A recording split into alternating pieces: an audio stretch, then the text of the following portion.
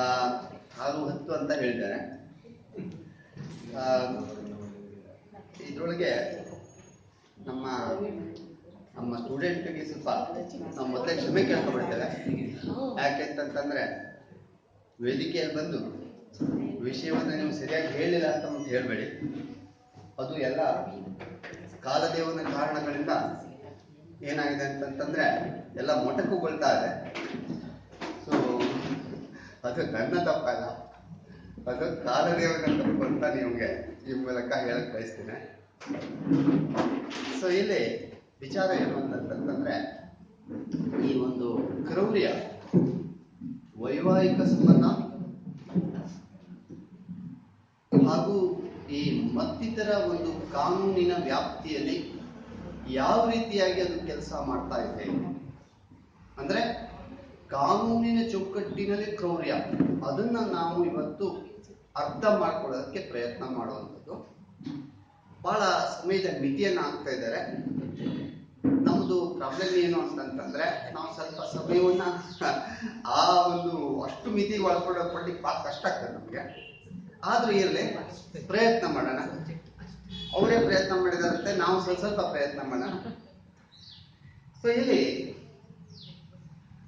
ಎಲ್ಲಿ ಈ ಏನಂತಾರೆ, ಎಲ್ಲಿ ಮಹಿಳೆಯರನ್ನ ಪೂಜಿಸ್ತಾರೋ ಅಲ್ಲಿ ದೇವರು ಸಹ ವಾಸಿಸ್ತಾನೆ ಅನ್ನುವಂತ ಒಂದು ವಿಚಾರ ಇದೆ. ಸೊ ಇಲ್ಲಿ ಈ ಒಂದು ಪರಿಕಲ್ಪನೆಯನ್ನ ಇಟ್ಕೊಂಡು ನಾವು ಹೊರಟ್ರೆ, ಕ್ರೌರ್ಯ ಅನ್ನುವಂತ ಒಂದು ವಿಚಾರ ನಮ್ಮ ಭಾರತೀಯ ಈ ನ್ಯಾಯ ಸಮಿತಿ ಅಂತ ಒಂದು ಬರುತ್ತೆ. ಇದರೊಳಗೆ ಕಲಂ 80 ಅಂತ ಒಂದು ವಿಚಾರ ಇದೆ. ಮೊದಲು ಅದು ಕಲಂ 304B ಆಗಿತ್ತು, ಈಗ ಕಲಂ 80 ಅಂತ ಆಗಿದೆ. ಅದರ ಒಂದು ಹಿನ್ನೆಲೆಯಲ್ಲಿ ನೋಡೋದಾದ್ರೆ, ಈ ಒಂದು 7 ವರ್ಷ ಮದುವೆಯಾದಂತಹ ಮಹಿಳೆ ಅವಳ ಒಂದು ಸಾವು 7 ವರ್ಷದೊಳಗಾದ್ರೆ ಅದು ಕ್ರೌರ್ಯ ಅಥವಾ ಕಿರುಕುಳಕ್ಕೆ ತುತ್ತಾಗಿ, ಅದು ಅವಳ ಗಂಡ ಮತ್ತು ಸಂಬಂಧಿಕನ ಕಾರಣದಿಂದ, ಅದು ಯಾವುದೇ ಒಂದು ಅನೈಸರ್ಗಿಕ ರೀತಿ ಅಂತಂದ್ರೆ ಸುಟ್ಟ ಗಾಯಗಳಿಂದ ಅಥವಾ ಯಾವುದೇ ಒಂದು ದೈಹಿಕ ಕ್ಷತಿಗಳಿಂದ, ಮತ್ಯಾವುದೇ ಒಂದು ಅನೈಸರ್ಗಿಕ ಸ್ವರೂಪದಲ್ಲಿ ಆದಂತಹ ಒಂದು ಪ್ರಸಂಗದಲ್ಲಿ ಅದನ್ನ ವರದಕ್ಷಿಣೆ ಸಾವು ಅಂತ ಅದನ್ನ ಪರಿಗಣಿಸುವಂತ. ಸೊ ಇಲ್ಲಿ ವರದಕ್ಷಿಣೆ ಸಾವು ಅಂತ ಪರಿಗಣಿಸಿದಾಗ ಇಲ್ಲಿ ಈ ಒಂದು ಪ್ರೊವಿಷನ್ ಮೊದಲು ಇರಲಿಲ್ಲ. ಮೊದಲು ಭಾರತೀಯ ದಂಡ ಸಮಿತಿಯಲ್ಲೂ ಇರಲಿಲ್ಲ, ಈಗ ತಿದ್ದುಪಡಿ ಆದಂತ ಈ ಮೊದಲು ಅದರೊಳಗೆ ಇದ್ದಿರಲಿಲ್ಲ, ನಂತರ ಸೇರಿಸಿದ್ರು 304B ಅಂತ. ಈಗ ಅದು 80ರಲ್ಲಿ ಸೇರ್ಕೊಂಡಿದೆ. ಈಗ ಅದಕ್ಕೆ ಮೊದಲಿಂದ ಇದ್ದಿದ್ದಕ್ಕೆ ಇಲ್ಲಿ ಮುಂದುವರೆದಿದೆ. ಇದರ ಒಂದು ವಿಶೇಷತೆ ಯಾವ ಹಿನ್ನೆಲೆಯಲ್ಲಿ ಅಂತಂತಂದ್ರೆ, ನಮ್ಮಲ್ಲಿ ಯಾವ ಮಟ್ಟಿಗೆ ವರದಕ್ಷಿಣಾ ಸಾವುಗಳು ಉಂಟಾಗ್ತಾ ಇದ್ದಾವೆ ಅಂದ್ರೆ, ಈಗ ಹೇಳಿದ್ನಲ್ಲ, ಸ್ತ್ರೀ ಅಂತಂತಂದ್ರೆ ಯಾವ ಒಂದು ಇದರೊಳಗೆ ಸ್ತ್ರೀಯನ್ನ ಪೂಜಿಸ್ತಾರೋ ಆ ಒಂದು ಮನೆ, ಆ ಒಂದು ಇದರೊಳಗೆ ದೇವರು ವಾಸಿಸ್ತಾನೆ ಅನ್ನುವಂತ ಒಂದು ಹಿನ್ನೆಲೆಯಲ್ಲಿ ನಾವು ನೋಡೋದಾದ್ರೆ, ಇದು ನಮ್ಮದೇ ನಾವೇ ಹುಟ್ಟಾಕಿದಂತ ಒಂದು ಪರಿಕಲ್ಪನೆ. ನಿಮ್ಗೆಲ್ಲೂ ಭಾರತ ಬಿಟ್ಟು ಬೇರೆಲ್ಲೂ ಕಡೆಗೆ ನಿಮಗೆ ವರದಕ್ಷಿಣಾ ಸಾವು ಅಂತ ಸಿಗುದೇ. ವಿದೇಶದವರೆಲ್ಲ ಕೇಳ್ತಾರೆ, ಈ ಒಂದು ಹೆಂಡತಿ ಅಂತ ಒಬ್ಬಳು ಇದ್ದಾಳೆ ಅಂತಂದ್ರೆ ವರದಕ್ಷಿಣಾ ಸಾವಿಗೆ ಅಲ್ಲಿ ಸಾವು ಮಾಡ್ತಿದಾರ ಅಂತ ಹೇಳಿ ಅವ್ರಿಗೆ ಬಹಳ ವಿಶೇಷ. ಯಾಕೆಂದ್ರೆ ಅವ್ರಿಗೆ ಮೊದಲನೇದಾಗಿ ವೈವಾಹಿಕ, ವಿದೇಶದಲ್ಲಿ ಇರುವಂತಂದ್ರೆ ವೈವಾಹಿಕ ಸಂಬಂಧಕ್ಕೆ ಅಷ್ಟು ಇದು ಕೊಟ್ಟಿಲ್ಲ, ಗೌರವಯುತ ಸ್ಥಾನ ಕೊಟ್ಟಿಲ್ಲ. ಬೇಡ ಅಂತ ಬೆಳಿಗ್ಗೆ ಅವರು ವಿವಾಹ ಮಾಡಿಕೊಡ್ತಾರೆ, ಮಧ್ಯಾಹ್ನ ಒಳಗೆ ಏನೋ ಟೀ ಹಂಚಿಕೊಡೋದು, ಕುಡಿಯೋದ್ರ ಬಗ್ಗೆ ಏನೋ ಸ್ವಲ್ಪ ಭಿನ್ನಾಭಿಪ್ರಾಯ ಮೂಡುತ್ತೆ, ಸಂಜೆ ಒಳಗೆ ಅವ್ರು ಡೈವರ್ಸ್ ಕೊಟ್ಬಿಡ್ತಾರೆ. ಆದ್ರೆ ಆ ಹಿನ್ನೆಲೆಯವ್ರಿಗೆ ಅರ್ಥ ಮಾಡ್ಕೊಳ್ಳೋಕೆ ಕಷ್ಟ ಆಗಿದೆ. ವರದಕ್ಷಿಣೆ ಅಂತ ಕೊಡ್ತಾರಂತೆ, ಅದನ್ನು ಕೊಡ್ಲಿಲ್ಲ ಅಂದ್ರೆ ಸಾವು ಮಾಡ್ತಾರಂತೆ, ಅದು ಹೇಗೆ ಅಂತ ಹೇಳೋದು ಅವರ ಒಂದು ಪ್ರಶ್ನೆ. ಇಲ್ಲಿ ನಮ್ಮದೇನು ಅಂತಂದ್ರೆ, ವಿವಾಹ ಸಂಬಂಧ ಅಂದ್ರೆ ಪವಿತ್ರವಾದಂಥದ್ದು, ಅದು ಯಾವುದು ಕರಾರು ಅಂತ ಒಂದು ಕನಿಷ್ಠ ವಿಚಾರಗಳಿಂದ ಮೇಲ್ಪಟ್ಟಿದ್ದು ಅಂತ ಒಂದು ಪರಿಕಲ್ಪನೆ, ಅದನ್ನು ಉಳಿಸ್ಬೇಕು, ಅದನ್ನ ಬೆಳೆಸಬೇಕು. ಹಾಗಾಗಿ ನಾವು ವರದಕ್ಷಿಣೆ ಕೊಡ್ತೇವೆ, ವರದಕ್ಷಿಣೆ ಅವರು ಇಟ್ಕೊಂಡು ನಮ್ಮ ಮಗಳನ್ನ ಚೆನ್ನಾಗಿ ನೋಡ್ಕೋಬೇಕು, ಇಂಥವೆಲ್ಲ ಪರಿಕಲ್ಪನೆಯಲ್ಲಿ ಅದು ಉಂಟಾದಂತ ಅವನು ಅದೇ ಒಂದು ಇದಾಗಿ ಈಗ ಏನಾಗಿದೆ ಅಂತಂದ್ರೆ ನೀವು ವರದಕ್ಷಿಣೆ ಕೊಡ್ಲೇಬೇಕು, ಕೊಡ್ಲಿಲ್ಲ ಅಂತಂದ್ರೆ ನಾವು ಒಂದು ಗತಿ ಮಾಡಿಸ್ತೇವೆ. ಸೊ ಅಲ್ಲಿ ಬೆಂಗಳೂರಿನಲ್ಲಿ ಹಂಗ ಒಂದು ವರ್ಷ ಹಿಂದೆ ಒಂದು ವಿಚಾರ ಆಗಿತ್ತು. ಅವನು ಎಷ್ಟು 5 ಕೋಟಿನೋ ಏನೋ ಖರ್ಚು ಮಾಡಿ ಮಗಳು ಮದುವೆ ಮಾಡೋದು. ಬಹಳ ಅವನು ಒಂದೇ ಮಗಳು ಬಹಳ ಪ್ರೀತಿ, 5 ಕೋಟಿ ಖರ್ಚು ಮಾಡಿ ಮಾಡ್ದ. ಅವನು ಆ ಲೆವೆಲ್ ಇವನಲ್ಲ, ಆ ವ್ಯಕ್ತಿ ಅಲ್ಲ. ಅವ್ನ ಮಗಳ ಸಲುವಾಗಿ ಅಷ್ಟೆಲ್ಲ ದುಡ್ಡು ಶೇಖರಣೆ ಮಾಡಿ ಅವ್ನಿಗೆ ಕೂಡಿಸಿಟ್ಟಿದ್ದ. ಅವ್ನ ಹೆಂಡತಿ ಸ್ವಲ್ಪ ಅವನಿಗೆ ಪ್ರಾಬ್ಲಮ್ ಬರ್ತಿತ್ತು, ಅದು ಬೇರೆ ಪ್ರಶ್ನೆ. ಆದ್ರೆ ಅವನಿಗೆ ಮಗಳ ಸಲ ಪ್ರೀತಿ ಸಿಕ್ಕಾಪಟ್ಟಿತ್ತು. ಆ ದುಡ್ಡನ್ನು ಸಂಪೂರ್ಣ ಮದುವೆಗೆ ಅವರು ಸ್ವಲ್ಪ ಸ್ಥಿತಿವಂತರು ಅಂತೇಳಿ ಮಾಡ್ಕೊಟ್ಟ. ಒಂದು 4 ತಿಂಗಳ ವರ್ಕೌಟ್ ಆಗಲಿಲ್ಲ ಮದುವೆ. ಅವಳು ಹೊರ ಬಂದ್ಬಿಟ್ಲು. ಆಮೇಲೆ ಅವ್ರ ಗೇಟ್ ಮುಂದೆ ಇವರ ಒಂದು ಪ್ರೊಟೆಸ್ಟ್, ಅದು ಅವಳ ಅಪ್ಪಂದು ಮತ್ತು ಮಗಳದು ಅವರು ಸರಿಯಾಗಿ ನೋಡ್ಕೊಳ್ಳೇ ಇಲ್ಲ ಇವ್ರನ್ನ ಇವನ್ನ. ಯಾಕೆ ಅಂತಂದ್ರೆ ಅವರಿಗೆ ಇವನ್ ಕೊಟ್ಟಂತ ವರದಕ್ಷಿಣೆ ಸಾಕಾಗ್ಲಿಲ್ಲ. 5 ಕೋಟಿ ಅದರ ಮೇಲೆ ಕೊಟ್ಟಂತ ವರದಕ್ಷಿಣೆ ಅವ್ರಿಗೆ ಸಾಕಾಗ್ಲಿಲ್ಲ. ಸೊ ಅದಕ್ಕಾಗಿ ಮತ್ತೂ ಬೇಕು ಅನ್ನುವಂತ ಒಂದು ಪರಿಸ್ಥಿತಿ. ಯಾಕೆ ಇದೆಲ್ಲ ಹೇಳ್ತಾ ಇದ್ದೀನಿ ಅಂತಂದ್ರೆ, ನಮ್ಮ ಭಾರತದಲ್ಲಿ ಪ್ರತಿ ದಿವಸ 15ರಿಂದ 17 ಬೇರೆ ಒಂದು ಎಲ್ಲೆಲ್ಲೋ ಬೇರೆ ಪ್ಲೇಸ್ಗಳ ಕಡೆಯಲ್ಲಿ ವರದಕ್ಷಿಣಾ ಸಾವುಗಳು ಉಂಟಾಗ್ತಾ ಇದೆ.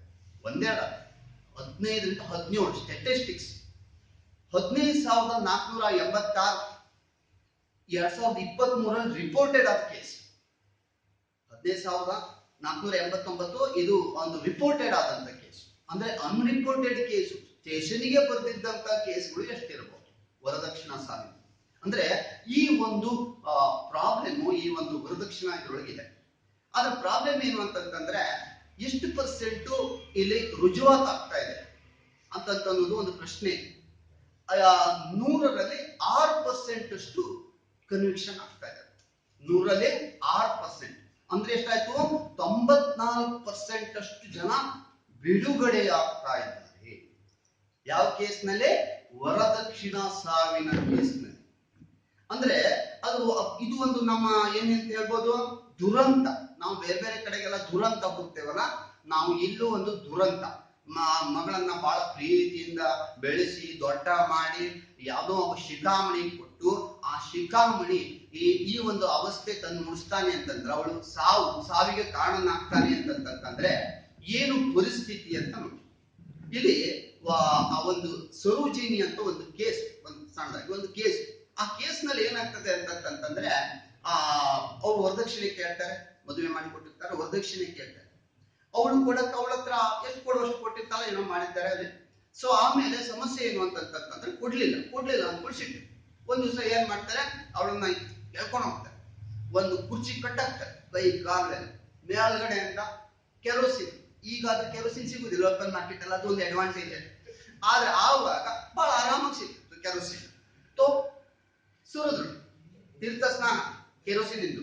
ಆಮೇಲೆ ನೆಕ್ಸ್ಟ್ ಬೆಂಕಿ ಹಚ್ಚಿ, ಅವಳು ಜೀವಂತ ಇರ್ಬೇಕಾದ್ರೆ ಇವರು ಬೆಂಕಿ ಹಚ್ಚಿದ್ದಾರೆ ಅಂದ್ರೆ ಕಲ್ಪನೆ ಮಾಡ್ಕೊಡಿ ಅವಳು ಯಾವ ಪರಿಸ್ಥಿತಿಯಲ್ಲಿ ಬೆಂದು. ಅವಳ ಎಲ್ಲಾ ವೈಟಲ್ ಪಾರ್ಟ್ಸ್, ಮುಖ್ಯ ಭಾಗಗಳೆಲ್ಲ ಸುಟ್ಟು ಬೆಂದು ಹೋಗ್ಬಿಟ್ಟಿದೆ. ಆಮೇಲೆ ಆ ಮೇಲ್ಚಾವಣಿ, ಆ ಸ್ಟೋರ್ ರೂಮಿನ ಮೇಲ್ಚಾವಣಿ ಎಲ್ಲ ಕರಿ ಎಲ್ಲ ಕಡೆ. ಅಂದ್ರೆ ಇಮ್ಯಾಜಿನ್ ಮಾಡ್ಕೊಡಿ ಎಂತ ಪರಿಸ್ಥಿತಿ ಅವಳದಾಗಿರ್ಬೋದು. ಇದು ಒಂದು ಉದಾಹರಣೆ ನಾನು ಹೇಳ್ತಾ ಇರೋದು. ಇಂಥ 1000 ಕೇಸು ನಮ್ಮ ಇಂಡಿಯಾದಲ್ಲಿ ಆಗ್ತಾನೆ ಇದ್ದಾರೆ, ಬಂದಾಗಿಲ್ಲ. ಅಲ್ಲಾಗ್ತವೆ, ಇಲ್ಲಾಗ್ತವೆ. ಇಲ್ಲಿ ಸಿರ್ಸಿಲ್ ಆಗಿಲ್ಲ ಇರ್ಬೋದು, ಉತ್ತರ ಕನ್ನಡದಲ್ಲಿ ಆಗಿಲ್ಲ ಇರ್ಬೋದು, ಆ ಲೆವೆಲ್ದಲ್ಲಿ ಆಗಿಲ್ಲ, ಬೇರೆ ಕಡೆಗೆ ಆಗ್ತಾ ಇದ್ದಾರೆ. ಸೊ ಇಂತಹ ಒಂದು ಕ್ರೌರ್ಯ ಇದು ಸಾಮಾನ್ಯ ವಿಚಾರನೇ ಅಲ್ಲ ಸಮಸ್ಯೆ. ಈ ಒಂದು ಸಮಸ್ಯೆಗೆ ಪರಿಹಾರ ಹುಡುಕುವುದು ನಮ್ಮ ಒಂದು ಅಪರಾಧಿಕ ಒಂದು ಇದರೊಳಗೆ ಕೋರ್ಟಿಗೂ ಸಾಧ್ಯ ಆಗ್ತಾ ಇಲ್ಲ. ಯಾಕೆಂತಂದ್ರೆ ಈಗ ಹೇಳ್ತಾನ ನಿಮ್ ಸ್ಟ್ಯಾಟಿಸ್ಟಿಕ್ಸ್ 6% ಅಷ್ಟೇ ಕನ್ವಿಕ್ಷನ್ ಆಗ್ತಾ ಇದೆ. ಅಂದ್ರೆ 194 ಜನ ಬಿಡುಗಡೆನೆ ಆಗ್ತಾ ಇದೆ. ಯಾಕೆ ಅಂತಂದ್ರೆ ನಮ್ಮ ನ್ಯಾಯದಲ್ಲಿ ಸಾಕ್ಷ್ಯ ನೀಡುವಲ್ಲಿ, ಸಾಕ್ಷ್ಯ ತೀರ್ಮಾನ ಮಾಡುವಲ್ಲಿ ಆಗುವಂತ ಒಂದು ಪ್ರಾಬ್ಲಮ್ ಇಲ್ಲಿ. ಆ ಒಂದು ವಿಚಾರ ಅಂತಂದ್ರೆ, ನಾವು ಅವರಿಗೆ ಒಂದು ಇದಿದೆ, ಎಲ್ಲೇ 118 ಆ ಒಂದು ಇದಿದೆ ನಮ್ಗೆ, ಇದು ಎವಿಡೆನ್ಸ್ ಆಕ್ಟ್ ಅಲ್ಲಿ ಇದೆ. ಅದರ ಪ್ರಕಾರ ಏನು ಅಂತಂದ್ರೆ 105 ಭಾರತೀಯ ಸಾಕ್ಷ್ಯಾಧಾರ ಅಧಿನಿಯಮದಲ್ಲಿ ಒಂದು ಪೂರ್ವವೇ ಲಾಭ ಇದೆ ಅವರಿಗೆ, ಯಾರಿಗೆ ವರದಕ್ಷಿಣಾ ಸಾವಿನ ಸಂಬಂಧ. ಏನು ಅಂತ ಹೇಳಿ ಪ್ರೂವ್ ಮಾಡ್ತಾರಾಯ್ತು, ಅವ್ರು ತೀರ್ಕೊಂಡಿರ್ತಾಳೆ, ಯಾರು ಆ ಲೇಡಿ ತೀರ್ಕೊಂಡಿರ್ತಾಳೆ.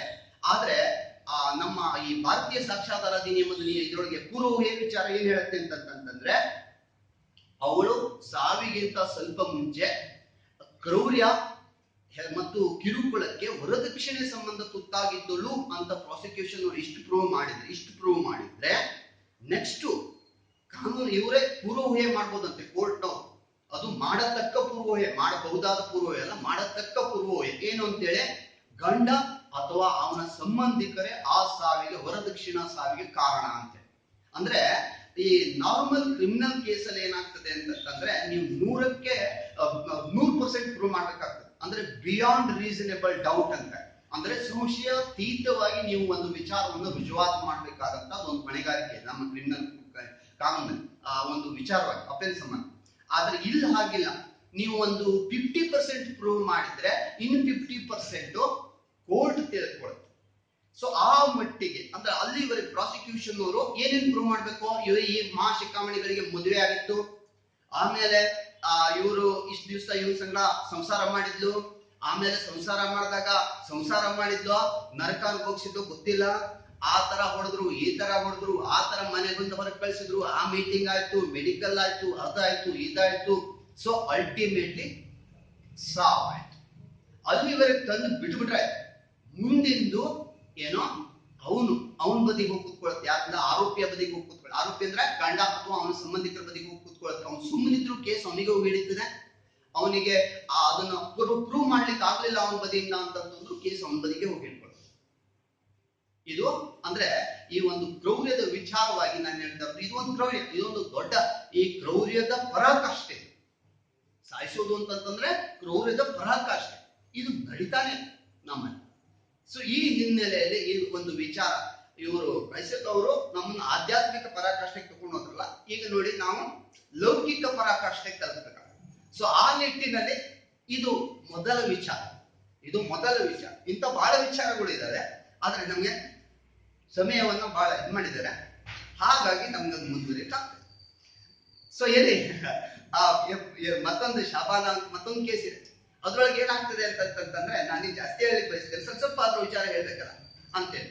ಅವಳಿಗೆ ವರದಕ್ಷಿಣೆ ಕೊಟ್ಟಿಲ್ಲ ಅಂತೇಳಿ ಬಾಯಿಗೆ ಬಟ್ಟೆ ಹಾಕಿ ಕೂಗ್ತಾಳೆ ಅಂತೇಳಿ ಎಲ್ಲ ಮನೆ ಜನ ಸೇರಿ ಅವಳನ್ನು ಒದ್ದು ತುಳಿತಾರೆ. ಯಾವುದೋ ಒಂದು ಫುಟ್ಬಾಲ್ ಸೀನ್ ನಲ್ಲಿ ಆ ತರ ಮಾಡ್ತಾರೆ, ಆ ತರ ಮಾಡಿ ನಂತರ ಸಾವಾಗ್ತದೆ. ಸೊ ನೆಕ್ಸ್ಟ್ ಕೇಸ್ ಆಗ್ತದೆ, ಅವರು ಬಾಧ್ಯಸ್ಥರು ಅಂತ ಹೇಳಿ ತೀರ್ಮಾನ ಬರುವಂತ. ಅದು ಬಿಡಿ, ಆ ಮಗಳನ್ನ, ಆ ಒಂದು ಹೆಣ್ಮಗಳನ್ನ ವಾಪಸ್ ಪಡೆಯಲಿಕ್ಕೆ ಆಗ್ತದೆ? ಇದು ಪ್ರಶ್ನೆ. ಈ ಒಂದು ಕ್ರೌರ್ಯದ ಕಾರಣದಿಂದ ಏನು ಸಾವಾಗಿದೆ, ಅವನಿಗೆ ಬೇಕಾದ ಶಿಕ್ಷೆ ಬೇಕಾದಾಗಿದೆ. ಶಿಕ್ಷೆ ಎಷ್ಟಪ್ಪ? ನಮ್ಮ ಈ ಒಂದು 80ರಲ್ಲಿ 304 ಬಿಲಿ ಇಲ್ಲಿ 7 ವರ್ಷದವರೆಗೆ ಶಿಕ್ಷೆ ಎಲ್ಲ ಹೇಳ್ತಾರೆ. 7 ವರ್ಷದವರೆಗೆ 7 ವರ್ಷ ಶಿಕ್ಷೆ ಅಲ್ಲ, ಅದು 7 ವರ್ಷ ಅವ್ನು ಜೀವಂತ ಮಾಡಿ ಮತ್ತೆ ಹಿಂಗೆ ಆ ತರ ಏನು ಎಣ್ಣೆ ಬಂಡಿಯಲ್ಲಿ ಬಿಟ್ಟು ತೆಗಿತಾರೆ, ಆ ತರ ಏನಾದ್ರು ಮಾಡ್ಬೇಕು. ಹೊರತಾಗಿ ಈ 7 ವರ್ಷ ಶಿಕ್ಷೆ ಆರಾಮಾಗಿ ಮುಗಿಸ್ಕೊಂಡು ಬರ್ತಾರೆ. ಸೊ ಏನೇ ಅಂದ್ರೆ ಈ ವಿಚಾರದಲ್ಲಿ ನಮ್ಮ ಕಾನೂನು ಇದೆ. ಯಾವುದೋ ನಾನು ಬರೀ ವರದಕ್ಷಿಣ ಸಾವಿನ ವಿಚಾರ ಹೇಳ್ತಾರೆ. ಇನ್ನು ಮತ್ತು ನಮ್ಮ ಹೊಸ ವಿಧಾನಗಳು ಇದ್ದಾವೆ, ಕ್ರೌರ್ಯದ ಹೊಸ ವಿಧಾನಗಳು ಇದ್ದಾವೆ. ಆ ಒಂದು ವಿಧಾನದಲ್ಲಿ ನಾವು ಮತ್ತೊಂದು ಶಿಫ್ಟಿಗೆ ಬಂದ್ರೆ ಏನು ಅಂತಂತಂದ್ರೆ, ಈ 85-86 ಅಂತ BNS ನ 85-86 ಇದು ನಮ್ಮ ನಾರ್ಮಲ್ ಆಗಿ ಎಲ್ಲ ಕೋರ್ಟ್ ಅಲ್ಲಿ ಬಿದ್ದಿರ್ತದೆ. ಈ ಕೇಸ್ ಕ್ರೂಯಲ್ಟಿ ಅಂತಾರೆ, ಕ್ರೌರ್ಯ. ನೀವು ಕ್ರಿಮಿನಲ್ ಕೇಸಲ್ಲಿ ಕ್ರಿಮಿನಲ್ ಕೋರ್ಟಿಗೆ ಹೋದ್ರೆ ಈ ಕೇಸ್ ರೆಗ್ಯುಲರ್ ಆಗಿ ನಮ್ಗೆ ಕಂಡು ಬರ್ತದೆ. ಆ ಕೇಸಿನ ಇದು ವಿಚಾರ, ಬೇಸಿಕ್ ವಿಚಾರ ಕ್ರೂಯಲ್ಟಿ, ಕ್ರೌರ್ಯ ಅಂತ. ಸೊ ಕ್ರೌರ್ಯ ಮಾಡಿದ್ದು. ಸೊ ಇಲ್ಲಿ ಯಾರು ಮಾಡಿದ್ದು ಕ್ರೌರ್ಯದ ಬಗ್ಗೆ ಇಲ್ಲಿ 85-86 ಬಗ್ಗೆ ಇದೆ ಅಂತಂದ್ರೆ, ಗಂಡ ಮತ್ತು ಅವನ ಸಂಬಂಧಿಕರು ಎಸಗುವ ಕ್ರೌರ್ಯ. ಅದಕ್ಕೇನಾದ್ರೂ ರೆಮಿಡಿ? ಇಲ್ಲಿ ನಾನು ಹೇಳಿದ್ದು ಸಾವು, ಇದು ಅಲ್ಲ. ಈ ಸಾವಿಗಿಂತ ಸ್ವಲ್ಪ ಹಿಂದೆ ಈ ನರಕದಲ್ಲೂ ಬೇರೆ ಟ್ರೀಟ್ಮೆಂಟ್ ಇದ್ದಾರೆ.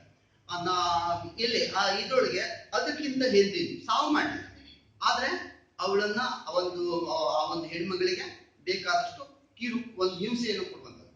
ಅದು ಈ 85-86 ಇದೆ.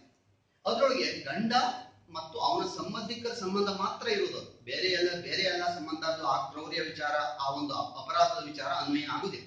ಇದು ಬೇಸಿಕ್. ಹಾಗಿದ್ದಾಗ ಅಲ್ಲಿ ಯಾವ ಒಂದು ಅಂಶದ ಮೇಲೆ ಕ್ರೌರ್ಯವನ್ನ ಅವರಿಗೆ ನಿಗದಿಗೊಳಿಸಿದ್ದಾರೆ? ಈ 86 ಹಿನ್ನೆಲೆಯಲ್ಲಿ ನೋಡಿದ್ರೆ ಯಾವ ಅಂಶದ ಮೇಲೆ ಕ್ರೌರ್ಯವನ್ನು ನಿಗದಿಗೊಳಿಸಿದ್ದಾರೆ? ಅದು ಹಿಂದೆ 498A ಅಂತಿತ್ತು, ಈಗ ಅದು ಈ ಭಾಗಕ್ಕೆ ಬಂದಿದೆ. ಸೊ ಇಲ್ಲಿ ಆ ಯಾವ ಹಿನ್ನೆಲೆಯಲ್ಲಿ ಅಂತಂತಂದ್ರೆ ಉದ್ದೇಶಪೂರ್ವಕವಾದಂತ ವರ್ತನೆ. ಅವಳು ಆತ್ಮಹತ್ಯೆ ಮಾಡಿಕೊಳ್ಳುವ ಹಾಗೆ ಮಾಡುವುದು, ಅವಳ ಏನು ಆರೋಗ್ಯಕ್ಕೆ ಹಾನಿಯಾಗುವ ಹಾಗೆ ಮಾಡುವಂತೆ ಮಾಡುವುದು, ಅವಳ ಜೀವಕ್ಕೆ ಏನು ತೊಂದರೆ ಆಗುವ ಹಾಗೆ ಮಾಡುವುದು ಉದ್ದೇಶಪೂರ್ವಕವಾದ ವರ್ತನೆ. ಯಾರು? ಗಂಡ ಮತ್ತು ಅವನ ಸಂಬಂಧಿಕರ ವತಿಯಿಂದ ಆದಂತ ಒಂದು ಪ್ರಸಂಗ, ಅದೊಂದು ಅಪರಾಧ ಆಗ್ತದೆ. ಮತ್ತೊಂದು ಅದರೊಳಗೆ ಎರಡನೇ ಭಾಗ ಅಂತಿದೆ, ಅದೇನು ಅಂತಂತಂದ್ರೆ ಕಿರುಕುಳ. ಕಿರುಕುಳ ಅಂತಂತಂದ್ರೆ ಆಸ್ತಿ ಕೊಡು, ಯಾವ್ದಾದ್ರು ಒಂದು ಮೌಲ್ಯಯುಕ್ತ ಭದ್ರತೆ ತಂದುಕೊಡು ಅಂತ ಅಕಾನೂನಿಕವಾಗಿ ಬೇಡಿಕೆ ಕೊಟ್ಟು ಬೇಡಿಕೆಯ ಕಿರುಕುಳಗಳನ್ನ ಮಾಡ್ತಾರೆ. ಬೇಡಿಕೆಯ ಕಿರುಕುಳಗಳನ್ನ ಅವಳಿಗೆ ಮಾಡ್ತಾರೆ. ಹಂಗೆ ಸಾಯಿಸೋದಿಲ್ಲ, ಕೇಳ್ತಾ ಇರು ಯಾವಾಗ, ನೀ ಏನ್ ತಂದೆ, ಏನ್ ಮಾ ಅಂತಂದೆ, ನಾವ್ ನೋಡಿದ ಹುಡುಗಿನೇ ಆಗ್ಬಿಟ್ಟಿದ್ರೆ ನಿಂಗ್ ಒಂದ್ ದೊಡ್ಡ ಏನೋ ಲವ್ ಮಾಡ್ಕೊಂಡು ಮದುವೆ ಆಗ ಟೈಮ, ನಮ್ಗೆ ನೋಡಿದ್ರ ಅಲ್ಲಿ ನಾವ್ ನೋಡಿದ ಹುಡುಗಿ ಆದ್ರೆ ಅಂತಂತ ತಂದೆಲ್ಲ ಕೊಡ್ತಿದ್ರು, ಆ ರಾಜ್ಯ ಕೊಡ್ತಿದ್ರು, ಇದು ಕೊಡ್ತಿದ್ರು, ನೀ ಯಾವ ಇವಳನ್ನೊಂದು ಕಡ್ಗ ಬಂದ್ಬಿಟ್ಟೆ ನೀನು, ಹೇಳ್ತಾವಳಿ. ಸೊ ಆಮೇಲೆ ಇದ್ರ ಸಂಬಂಧ ಒಂದು ಕೇಸ್ ಹಾಕ್ಬೋದೆ, ಇದ್ರ ಸಂಬಂಧ ಕೇಸ್ ಹಾಕ್ಬೋದೆ ಅಂದ್ರೆ ಡೆಫಿನೆಟ್ಲಿ ಕೇಸ್ ಹಾಕ್ಬೋದು. ಅಂದ್ರೆ ಇದು ಈ 85ರಲ್ಲಿ ಶಿಕ್ಷೆ ಇದೆ, 86ರಲ್ಲಿ ಅದರ ಕಂಟೆಂಟ್ ಇದೆ. ಅಂದ್ರೆ ಈ ಎಲ್ಲ ವಿಚಾರ, ಈ ಎರಡು ವಿಚಾರಗಳ ಸಂಬಂಧ, ಉದ್ದೇಶಪೂರ್ವಕವಾದ ವರ್ತನೆಯಿಂದ ಅವಳ ಜೀವ ಡ್ಯಾಶ್ ಡ್ಯಾಶ್ ಡ್ಯಾಶ್, ಹಾಗೆ ಇಲ್ಲಿ ಏನಂತೀರ ಕಿರುಕುಳ, ಈ ಒಂದು ವಿಚಾರಗಳ ಸಂಬಂಧ ಇದ್ದಾಗ ಇದ್ರ ಮೇಲೆ ಇದು ಮಾಡ್ಬೋದು ಅಂತೇಳಿ ಈ ಸೆಕ್ಷನ್ ನೋಡಿದಾಗ ಇದು ಎರಡೇ ವಿಚಾರದ ಸಂಬಂಧ ನೀವು ಈ ಕ್ರೂಯಲ್ಟಿ ವಿಚಾರ ಕೇಸ್ ಹಾಕ್ಬೋದು ಅಂತ ಅನಿಸ್ತದೆ. ಆದ್ರೆ ಅದು ಹಾಗಲ್ಲ. ಇದನ್ನ ನ್ಯಾಯಾಲಯದವರು ತಮ್ಮ ತೀರ್ಪಿನ ಮೂಲಕ, ತೀರ್ಪು ಅಂತಂತಂದ್ರೆ ಈ ಶಾಸಕಾಂಗದವ್ರು ಕಾನೂನು ಏನ್ ಮಾಡ್ತಾರೆ ಅದು ಕಾನೂನು, ಹಾಗೆ ನ್ಯಾಯಾಲಯದವ್ರು ಏನ್ ತೀರ್ಪು ಕೊಡ್ತಾರಲ್ಲ ಅದು ಕಾನೂನು ಆಗ್ತದೆ. ಪ್ರಿಸಿಡೆಂಟ್ ಅಂತ ನಮ್ಮ ಇದ್ರೊಳಗೆ ಏನಂತಾರೆ, ಅದಕ್ಕೆ ಪ್ರಿಸಿಡೆಂಟ್ ಅಂತ. ಸೊ ಇಲ್ಲಿ ಆ ಒಂದು ಪ್ರೆಸಿಡೆಂಟ್ ಗಳ ಹಿನ್ನೆಲೆಯಲ್ಲಿ ನೋಡುವುದಾದ್ರೆ, ಈಗ ಇದ್ರೊಳಗೆ ನೋಡಿದಾಗ ಎರಡೇ ಕಾಣಿಸ್ತದೆ, ಉದ್ದೇಶಪೂರ್ವಕವಾದ ವರ್ತನೆ ಡ್ಯಾಶ್ ಡ್ಯಾಶ್, ಇದು ಏನು ಅವಳ ಬೇಡಿಕೆ ಸಂಬಂಧ ಕಿರುಕುಳ ಅಂತ. ಆದ್ರೆ ನ್ಯಾಯಾಲಯದ ತೀರ್ಪುಗಳ ಮೂಲಕ ನಾವು ನೋಡೋದಾದ್ರೆ, ಬೇರೆ ಬೇರೆ ಅಂಶಗಳನ್ನು ನೋಡೋದಾದ್ರೆ, ನಿಮ್ ಮುಂದೆ ಇಡೋದಾದ್ರೆ, ಅವ್ರು ನ್ಯಾಯಾಲಯದವರು ಏನೇನು ವಿಚಾರವನ್ನ ಕ್ರೌರ್ಯ ಅಂತ ಹೇಳಿದ್ದಾರೆ ಅಂತ ಹೇಳೋದಿದ್ರೆ ನಿಮ್ ಮುಂದೆ ಇಲ್ಲಿ ಮಕ್ಕಳನ್ನು ಹೊಡೆಯುವುದು, ಬೀಟಿಂಗ್ ಆಫ್ ಚಿಲ್ಡ್ರನ್, ಇದು ಇಲ್ಲಿಲ್ಲ, ಸೆಕ್ಷನ್ ನಲ್ಲಿ ಇಲ್ಲ, ಕೋರ್ಟಿನ ಡಿಸಿಷನ್ ನಲ್ಲಿ. ಸುಮ್ಮನೆ ಹೊಡೆಯುದು ಮಕ್ಕಳು, ಅವಳು ತರಲಿಲ್ಲ ಅಥವಾ ಅವಳ ಮೇಲೆ ಸಿಟ್ಟು ಉಂಟು, ಮಕ್ಕಳಿಗೆ ಬಿಡಿ. ಆಮೇಲೆ ಇದು ಮಕ್ಕಳು ನಂಗಲ್ಲ, ಅದು ಯಾವ್ದೋ ಮಕ್ಕಳು ಅಂತ ಹೇಳಿ ಅವಳಿಗೆ ದಿವಸ ಇಡೀ ಹೇಳುದು, ನನ್ನ ಮಕ್ಕಳಲ್ಲ ಅದು ಯಾವ್ದೋ ಮಕ್ಕಳು ಅಂತ ಹೇಳಿ ಹೇಳುದು. ಆಮೇಲೆ ಒಂದು ವ್ಯವಸ್ಥೆ ಮಾಡ್ಕೊಡೋದು, ಅಂದ್ರೆ ಸೆಕೆಂಡ್ ಸೆಟಪ್, ಹೆಂಡತಿ ಅಂತ ಇರ್ತಾಳೆ, ಮಿಸ್ಟ್ರೆಸ್ ಅಂತ. ಸೊ ಅವಳದೊಂದು ವ್ಯವಸ್ಥೆ ಮಾಡ್ಕೊಡು, ನಿನಗೇನ್ ಚೆನ್ನಾಗಿಟ್ಟಿದ್ದೀನಲ್ಲ, ಅವಳು ಇಟ್ಕೊಂಡ್ರೆ ನಿಂಗೇನ್ ಸಮಸ್ಯೆ, ನನ್ನ ಹತ್ರ ದುಡ್ಡದೆ, ಈ ತರ. ಆದ್ರೆ ಇವ್ ಕೋರ್ಟ್ನವ್ರು ಹೇಳ್ತಾ ಇದ್ದಾರೆ ಇದು ಕ್ರೂಯಲ್ಟಿನೇ. ಅವ್ನು ಚೆನ್ನಾಗೇ ಇಟ್ಕೊಂಡಿರ್ಬೋದು, ಒಳ್ಳೆ ಮನೇಲಿ ಇಟ್ಟಿರ್ಬೋದು, ಆದ್ರೆ ಅವ ಅತ್ಲ ಬದಿಗೆ ಒಂದು ವ್ಯವಸ್ಥೆ ಮಾಡ್ಕೊಂಡಿದ್ದಾನೆ ಅನ್ನೋದೇ ಕಿತ್ಕಿತ್ತು. ಗೆಟಿಂಗ್ ಮೈ ಪಾಯಿಂಟ್, ಅರ್ಥ ಆಗ್ತಿದೆ? ಸೊ ಈ ತರ ಇದು ಕ್ರೂಯಲ್ಟಿನೇ, ಇದು ಕ್ರೌರ್ಯನೇ. ಹಾಗೆ ಏನು ಊಟ ತಿಂಡಿ ಸರಿಯಾಗಿ ಕೊಡಂಗಿಲ್ಲ, ಕೇಳಿದ್ರೆ ತಂದು ಹಾಕಂಗಿಲ್ಲ, ರೇಷನ್ ಯಾವ್ದು ಹಂಗಂತೇಳಿ ಬೈಯಂಗೂ ಇಲ್ಲ, ಹಂಗ ಹೊಡೆಯೋದು ಇಲ್ಲ, ಬೈಯೋದು ಇಲ್ಲ, ಹೊಡೆಯೋದು ಇಲ್ಲ, ರೇಷನ್ ತಂದು ಹಾಕೋದು ಇಲ್ಲ. ಅಂದ್ರೆ ಇಂಡೈರೆಕ್ಟ್ಲಿ ಅವಳಿಗೆ ಹಿಂಸೆ ಆಗ್ತಾ ಇರ್ಬೇಕು, ಇಂಡೈರೆಕ್ಟ್ಲಿ ಯಾಕೆ ಅವ್ನ ಸಂಗಡಿದಾಗ ಹಿಂಸೆ ಆಗ್ತಾ ಇರ್ಬೇಕು, ಬಿಟ್ಟಾಕೋಬೇಕು. ಸೊ ಇಲ್ಲಿ ಆ ಒಂದು ವಿಚಾರ. ಆಮೇಲೆ ಕುಡ್ಕೊಂಡೇ ಇರೋದು, ಒಳಗೆ ಸೇರಿದರೆ ಗುಂಡು, ಹುಡುಗ ಆಗುವನು ಗಂಡು. ಸೊ ಎಲ್ಲಿ ಅದು ಆಗ್ತಾನೆ ಇರೋದು, ಇಡೀ ದಿವಸ ಕುಡ್ಕೊಂಡೇ ಇರೋದು, ಫುಲ್ ದೇವದಾಸ. ಸೊ ಇಂಥ ಇದು ಕೆಲವು ನಾನು ಹೇಳಿದ್ದು, ಅಂದ್ರೆ ನೀವು ಆ ಒಂದು 86ರ ಹಿನ್ನೆಲೆಯಲ್ಲಿ ನಾನು ಹೇಳ್ತಾನೆ ಎರಡೇ ಪಾಯಿಂಟ್ ವಿಚಾರದಲ್ಲ, ಕೋರ್ಟ್ನವ್ರು ಈ ತರ ಎಲ್ಲ ತೀರ್ಪುಗಳನ್ನು ಕೊಟ್ಟಿದ್ದಾರೆ. ಸೊ ಆ ಒಂದು ಹಿನ್ನೆಲೆಯಲ್ಲೂ ಕಂಪ್ಲೇಂಟ್ ಹಾಕ್ಬೋದು, ಕಂಪ್ಲೇಂಟ್ ಆಗಿ ಕೋರ್ಟಿಗೆ ಕನ್ವಿನ್ಸ್ ಮಾಡ್ಬೋದು, ಕನ್ವಿನ್ಸ್ ಮಾಡಿ ಅವನು ಕ್ರೌರ್ಯವನ್ನು ಎಸಗಿದ್ದಾನೆ ಅಂತ ನ್ಯಾಯಾಲಯಕ್ಕೆ ಮನವರಿಕೆ ಮಾಡ್ಬೋದು. ಸೊ ಇಲ್ಲಿ ಎಷ್ಟರ ಮಟ್ಟಿಗೆ ಅಂತಂತಂದ್ರೆ ಅಲ್ಲಿ ಎಷ್ಟು ಶಿಕ್ಷೆ ಇದೆ ಅಂತಂತಂದ್ರೆ 3 ವರ್ಷದವರೆಗಿನ ಜೈಲುವಾಸ ಅಥವಾ ದಂಡ ಅಥವಾ 2. ಸೊ ಇಲ್ಲಿ ವಿಧಿಸ್ಲಿಕ್ಕೆ ಇಲ್ಲಿ ಅವಕಾಶ ಇದೆ. ಅಂದ್ರೆ ಈ ಒಂದು ವಿಚಾರ ಇದು ಒಂದು ಭಾಗ. ಈಗ ಹೇಳಿದ್ನಲ್ಲ, ಇದು ನಮ್ಮ ಪ್ರೊವಿಟಿ ನಡೀತದೆ ಅಂತ. ಆದ್ರೆ ಈ ಒಂದು ವಿಚಾರವನ್ನ ಈ ಎಷ್ಟರ ಪ್ರಮಾಣದಲ್ಲಿ ಯೂಸ್ ಆಗ್ತಿದೆ, ಮಿಸ್ಯೂಸ್ ಆಗ್ತಿದೆ. ಕೇಸ್ ಬೀಳ್ತಾ ಇದಾವೆ ನಮ್ಮ ಕೋರ್ಟ್, ಕ್ರುಯಲ್ಟಿ ಕೇಸ್ಗಳು ಬೀಳ್ತಾ ಇದಾವೆ. ಸರಿಯ ಇದೊಂದು ಸಮಸ್ಯೆನೇ ಇದೆ. ಹೆಣ್ಮಕ್ಳನ್ನ ಸರಿಯಾಗಿ ನೋಡ್ಕೊತಾ ಇಲ್ಲ, ಅದೊಂದು ಸಮಸ್ಯೆನೇ ಇದೆ. ಆದ್ರೆ ಕೋರ್ಟ್ ನಲ್ಲಿ ಈ ಕೇಸ್ಗಳನ್ನ ಏನ್ ಹಾಕ್ತಾ ಇದ್ದಾರೆ, ಅದರಲ್ಲಿ ಎಷ್ಟು ಪರ್ಸೆಂಟ್ ಏನಂತೀರಾ ಸತ್ಯವಿರುವ ಪ್ರಕರಣಗಳು ಮತ್ತೆ ಎಷ್ಟು ಪರ್ಸೆಂಟ್ ಈ ಸುಳ್ಳಿರುವಂತ ಪ್ರಕರಣ. ನಿಮ್ಗೆ ಹೇಳ್ತೇನೆ, ಈಗಾಗಲೇ ಸ್ಟ್ಯಾಟಿಸ್ಟಿಕ್ಸ್ ಏನ್ ಹೇಳ್ತಾ ಇದಾವೆ ಅಂದ್ರೆ 53% ಕೇಸ್ ಏನು ಕೋರ್ಟ್ ನಲ್ಲಿ ಇದ್ದಾವೆ, 53% ಕೇಸ್ ಏನು ಕೋರ್ಟ್ ನಲ್ಲಿ ಇದ್ದಾವೆ ಸುಳ್ಳು. ಹಾಗಂತ ಇಂಥದ್ದು ಈ ಘಟನೆಗಳು ನಡೀತಾ ಇರುವಂತಲ್ಲ, ಅವರು ಕೇಸ್ ಆಗ್ತಾ ಇಲ್ಲ. ಯಾರಿಗೆ ಸಮಸ್ಯೆ ಇದೆ ಅವರು ಅಷ್ಟು ಪ್ರಮಾಣದಲ್ಲಿ ಬಂದು ಕೇಸ್ ಆಗ್ತಾ ಇಲ್ಲ ಅಂತ, ಕೇಸ್ ವಿಷಯ ಇಲ್ಲ ಅಂತ ಅವ್ರು ಕೇಸ್ ಆಗ್ತಾ ಇಲ್ಲ. ಹಂಗಂತೇಳಿ ಕೋರ್ಟ್ ಮೇಲಿರುವಂತ 53% ಏನ್ ಕೇಸ್ ಇದಾವೆ ಸುಳ್ಳು. ಸುಳ್ಳು ಕೇಸ್ ಅಂತಂದ್ರೆ ಮಿಸ್ಯೂಸ್ ಮಾಡೋದು. ಇಲ್ಲಿ ಅವ ಹೆಂಗಿದ್ರು ಅವನ ಗಂಡ ಮದುವೆ ಆಗಿ ಬರ್ತಾರೆ, ಅದು ಮತ್ತೊಂದು ಮಕ್ಕ, ಇದು ಒಂದು ಮಕ್ಕ ಹಿಂಗಾಗಿದೆ, ಮತ್ತೊಂದು ಮಕ್ಕ ಅಂದ್ರೆ ಏನು ಅಂತಂದ್ರೆ, ಗಂಡ ಮದುವೆ ಆಗಿ ಬರ್ತಾಳೆ, ಅವಳಿಗೆ ಅವನ ಗಂಡ ಬೇಡ, ಅವಳ ಇವ್ ಬೇಡ, ಅಪ್ಪ ಬೇಡ, ಅವಳ ಅಮ್ಮ ಬೇಡ, ಅವನ ಅಮ್ಮ ಬೇಡ, ಅವನ ಸಂಬಂಧಿಕರು ಬೇಡ, ಮತ್ತೆ ಅವ್ರನ್ನ ಒಟ್ಟ ಓಡ್ಸಾಕ್ಬಿಡು, ಬೇಡ ಅವ್ರು ಯಾರು ಬೇಡ ಹೇಳಿದ್ರೆ ಅವ್ನು ಕೇಳುದಿಲ್ಲ. ಅವನ ಅಪ್ಪ ಅಮ್ಮ ಹೇಳ ಅವನು ಹೇಳ್ತಾನೆ, ನಿಂಗ್ ಮಾಡ್ತಳಿ ವ್ಯವಸ್ಥೆ ಅಂತ ಹೇಳಿ ಈ ಕೇಸ್ ಬಿಡ್ತಾರೆ. ಇದು ಮತ್ತೊಂದು ಮುಖ ಇದೆ. ಇದರಿಂದ ಬಹಳ ದೊಡ್ಡ ಸಮಸ್ಯೆ ಆಗ್ಬಿಟ್ಟಿದೆ ಪುರುಷರಿಗೆ. ಅಂದ್ರೆ ಏನು ಒಳ್ಳೆದಾಗಿ ಇರುವಂತ ಪುರುಷರಿಗೆ ಈ ಕೆಟ್ಟ ಜನರಿಗೆ ಕೇಸ್ ಬೀಳಲಿ, ಶಿಕ್ಷೆನೂ ಆಗ್ಲಿ, ಅದು ಪ್ರಶ್ನೆನೇ, ಅದು ಆಗ್ಲೇಬೇಕು. ಆದರೆ ಈ ಕೇಸ್ ಹಾಕಿದ್ದಲ್ಲ, ಇಂಥ ಕೇಸ್ ಹಾಕಿದ್ರೆ ಅಂದ್ರೆ ಇಂಥ ಒಂದು ಹೆಣ್ಣಿನ ಉದ್ದೇಶ ಇಟ್ಕೊಂಡು ಹಾಕಿದ್ರೆ ಅಂದ್ರೆ ಒಂದೆರಡಲ್ಲ 53%, ಈಗ ಹೇಳ್ತಾರೆ 53% ಕೇಸ್ ಇಂಥದ್ದು ಆಗ್ಬಿಟ್ರೆ ಅವಾಗ ಈ ಕಾನೂನು ಮಾಡೋದು ಏನು ಪ್ರಯೋಜನ? ಅವಾಗ ಯಾರ ಕ್ರೌರ್ಯಕ್ಕಾಗಿ ಈ ಕೇಸ್ ಹಾಕಿಸಿ ಈ ಒಂದು ವ್ಯವಸ್ಥೆ ಮಾಡ್ಲಾಗಿತ್ತು, ಕ್ರೌರ್ಯ ಹೋಗಿ ಗಂಡನ ಮನೆಯವರಿಗೆ ಕ್ರೌರ್ಯ ಹಿಡ್ಕೊಂಡ್ಬಿಡ್ತದೆ. ಇದು ಬಹಳ ದೊಡ್ಡ ಸಮಸ್ಯೆ ಆಗ್ಬಿಟ್ಟಿದೆ ಈಗ ನಮ್ಮ ಇಂಡಿಯಾದಲ್ಲಿ. ಮಾತು ಕೇಳುದಿಲ್ವಾ, ಮಾಡ್ತೀನಿ ನಿಂಗೆ ಅಡ್ವೊಕೇಟ್ ಅವ್ನು ಕೇಸ್ ಹಾಕುವ, ಅದು ಹೀಗೆ ನಮ್ಗೆ ಏನ್ ಹೇಳಿದ್ರು ಕೇಳುದಿಲ್ಲ. ಅವಳ ಅಪ್ಪ ಮತ್ತೆ ಹೇಳ್ತಾರೆ, ಇದು ನಮ್ಮ ಮಕ್ಕಳಿಗೆ ಹೇಳಿದ್ರು ಒಂದು ಕೇಳುದಿಲ್ಲ, ಅವ್ನು ಗಂಡಸ ಇದು ಅತ್ತೆ ಮಾಂಸಗಳು ಉಳಿಬೇಡ ಅಂತ ಹೇಳಿ ಕೇಳುದಿಲ್ಲ.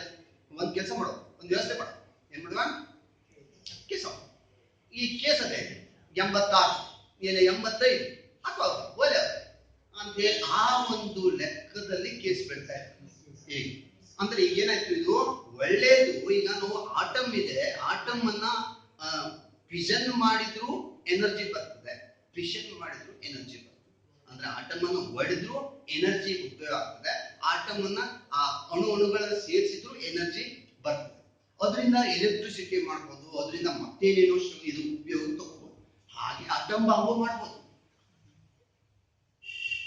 ಹಾಗೆ ಆಟಮ್ ಬಾಂಬು ತಯಾರು ಮಾಡ್ಬೋದು. ಆಟಮ್ ಬಾಂಬ್ ತಯಾರು ಮಾಡಿದ್ರು ಅಂತಂದ್ರೆ ಇದು ಹಿಂಗಾಗ್ತದೆ ಪರಿಸ್ಥಿತಿ. ಇದೇನಾಗಿದೆ ಅಂದ್ರೆ ಇದೇ ಆಗಿದೆ ಈಗ. ಸೊ ನಿಮ್ಗೆ ಅವ್ರಿಗೆ ಅನುಕೂಲ ಆಗ್ಲಿ, ಈ ಸಮಸ್ಯೆ ಇದೆ ಅದಕ್ಕೆ ಉತ್ತರ ಕೊಡುವ ಅವ್ರಿಗೆ ಒಂದು ಆಗ್ಲಿ ಅಂತಂದ್ರೆ ಏನಾಗ್ತಾ ಇದೆ, ಈ ದುರಂತಕ್ಕೆ ಬಂದು ಮುಟ್ಟುತ್ತೆ ಹೇಳಿ. ಸೊ ಹಾಗಾಗಿ ಮತ್ತೊಂದು ವಿಚಾರ ಇದೆ, ಇದು ನಮಗೆ ಏನ್ ಮಾಡೋದು ಬಹಳ ಇದೊಂದು ದುರಂತ ಆಗ್ತಿದೆ, ಇದೊಂದು ದುರಂತ. ಮತ್ತೊಂದು ವಿಚಾರ ಇದ್ರ ಬಗ್ಗೆ ಹೇಳುವಂತದ್ದು ಅಂತಂದ್ರೆ, ಈ ಆ ಹೆಣ್ಮಗಳ ಪರವಾಗಿ ವಿಚಾರವಾಗಿ ಹೇಳುವಂತದ್ದು ಅಂತಂದ್ರೆ, ಅವ್ಳು ಕೇಸ್ ಹಾಕಿತ್ತು, ಅವಳು ನಿಜವಾದ ಪ್ರಾಬ್ಲಮ್ ಇದೆ, ಕೇಸ್ ಹಾಕಿತ್ತು, ಅವಳಿಗೆ ಜೋರ್ ಮಾಡ್ತಾರೆ, ಹೊಡಿತಾರೆ, ಬಡಿತಾರೆ, ಕೇಸ್ ಹಾಕಿ. ಅಂತ ಕೇಸ್ ಇದ್ದಾಗಲೂ ಎಷ್ಟು ಪರ್ಸೆಂಟ್ ಕನ್ವಿಕ್ಷನ್ ಆಗ್ತಾ ಇದೆ? ಈಗ ನಾವು ಈ ಕಡೆ ಮತ್ತೆ ಶಿಫ್ಟ್ ಓವರ್ ಆಗ್ತಿದ್ವಿ, ಬ್ಯಾಕ್ ಟು ಇದೆ. ಈಗ ಅವಳು ನಿಜವಾದ ಸಮಸ್ಯೆ ಇದೆ, ಅವಳು ಕೇಸ್ ಹಾಕಿದ್ದಾರೆ, ಕೇಸ್ ಹಾಕ್ತಾರೆ. ಆ ಒಂದು ಕೇಸ್ಗಳ ಒಂದು ಸ್ಟ್ಯಾಟಿಸ್ಟಿಕ್ಸ್ ನೋಡೋದಿದ್ರೆ ಅಲ್ಲಿ 0.2%, 0.2% ಅಂದ್ರೆ ಅರ್ಥ ಮಾಡ್ರಪ್ಪ, 100ರಲ್ಲಿ 0.2% ಕನ್ವಿಕ್ಷನ್ ಆಗ್ತಾ ಇದೆ. ಅಂದ್ರೆ ಉಳಿದದ್ದೆಲ್ಲ ಮಾಯ. ಅಂದ್ರೆ ಅವಳಿಗೆ ಅನ್ಯಾಯ ಆಗ್ತಾ ಇಲ್ವೋ? ಆಗ್ತಾ ಇದೆ. ನಿಜವಾಗ ಪ್ರಾಬ್ಲಮ್ ಇದ್ದವ್ರಿಗೆ ಅನ್ಯಾಯ ಆಗ್ತಾ ಇದೆ, ಕಿರುಕುಳ ಆಗ್ತಾ ಇದೆ. ಆ ಸಮಸ್ಯೆ ಏನು ಅಂತಂದ್ರೆ ಶಿಕ್ಷೆ ಮಾತ್ರ ಅವನಿಗೆ ಆಗ್ತಾ ಇದೆ. ಗಂಡನಿಗೂ ಆಗ್ತಾ ಇಲ್ಲ, ಸಂಬಂಧಿಕರಿಗೂ ಆಗ್ತಾ ಇಲ್ಲ. ಗಂಡನಿಗೂ ಆಗ್ತಾ ಇಲ್ಲ, ಅವರಿಗೂ ಆಗ್ತಾ ಇದೆ. ಅಂದ್ರೆ ಅಂದ್ರೆ 0 ಅಕ್ಕಿಟಲ್ ಅಂತಾರೆ, ಬಿಡುಗಡೆ. ಶಿಕ್ಷೆ ಇಲ್ಲ, ಶಿಕ್ಷೆ ಇಲ್ಲ. ಯಾಕೆ ಹಿಂಗಾಗ್ತಾ ಇದೆ? ಮೊದಲನೇದಾಗಿ ಇವ್ರ ಎವಿಡೆನ್ಸೇ ಸರಿ ಇಲ್ಲ. ಯಾರ್ದು? ಕೋರ್ಟ್ನವ್ರು ಏನೋ ಮಾಡ್ತಾ ಇಲ್ಲ, ಇವ್ರು ಸಬ್ಮಿಟ್ ಮಾಡ್ತಾ ಇರುವಂತ ಎವಿಡೆನ್ಸೇ ಸರಿ ಇಲ್ಲ. ಈಗ ಉದಾಹರಣೆಗೆ ಒಂದು ಪರ್ಟಿಕ್ಯುಲರ್ ಕೇಸ್ ಹೇಳೋದಿದ್ರೆ ನಿಮ್ಗೆ, ಇಲ್ಲಿ ಸಂಜಯ್ ವರ್ಸಸ್ ಸ್ಟೇಟ್ ಅಂತ ಒಂದು ಕೇಸ್, ಸಂಜಯ್ ವಿರುದ್ಧ ರಾಜ್ಯ ಅಂತ ಒಂದು ಕೇಸ್. ಇವಳಿಗೆ ಕೆರೋಸಿನ್ ಹಾಕಿದ್ದಾರೆ. ಆಮೇಲೆ ಅವಳ ನೆಕ್ಸ್ಟ್ ಒಂದು ಇದ್ರೊಳಗೆ ಸಾವು ಸಂಭವಿಸಿದೆ. ಆಮೇಲೆ ಇದು ಈ ಕೇಸು, ಆ case, W death case, cruelty case, ಎಲ್ಲ ಕೇಸ್ ಬಿದ್ದಿದೆ.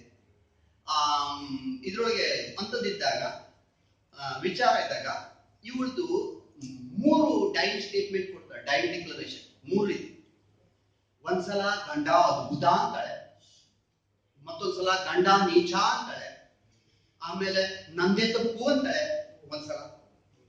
ಅಂದ್ರೆ ಇಲ್ಲಿ ಮರಣಕಾಲಿನ ಹೇಳಿಕೆಯನ್ನು ಬಹಳ ಪ್ರಮುಖವಾದ ಸಾಕ್ಷ್ಯ, ಅದು ಮೂಲ ಸಾಕ್ಷ್ಯ ಅಂತಾರೆ ನಮ್ಮ ಭಾರತೀಯ ಸಾಕ್ಷ್ಯಾಧಾರದಲ್ಲಿ, ಅದು ಮೂಲ ಸಾಕ್ಷ್ಯ ಅಂತಾರೆ.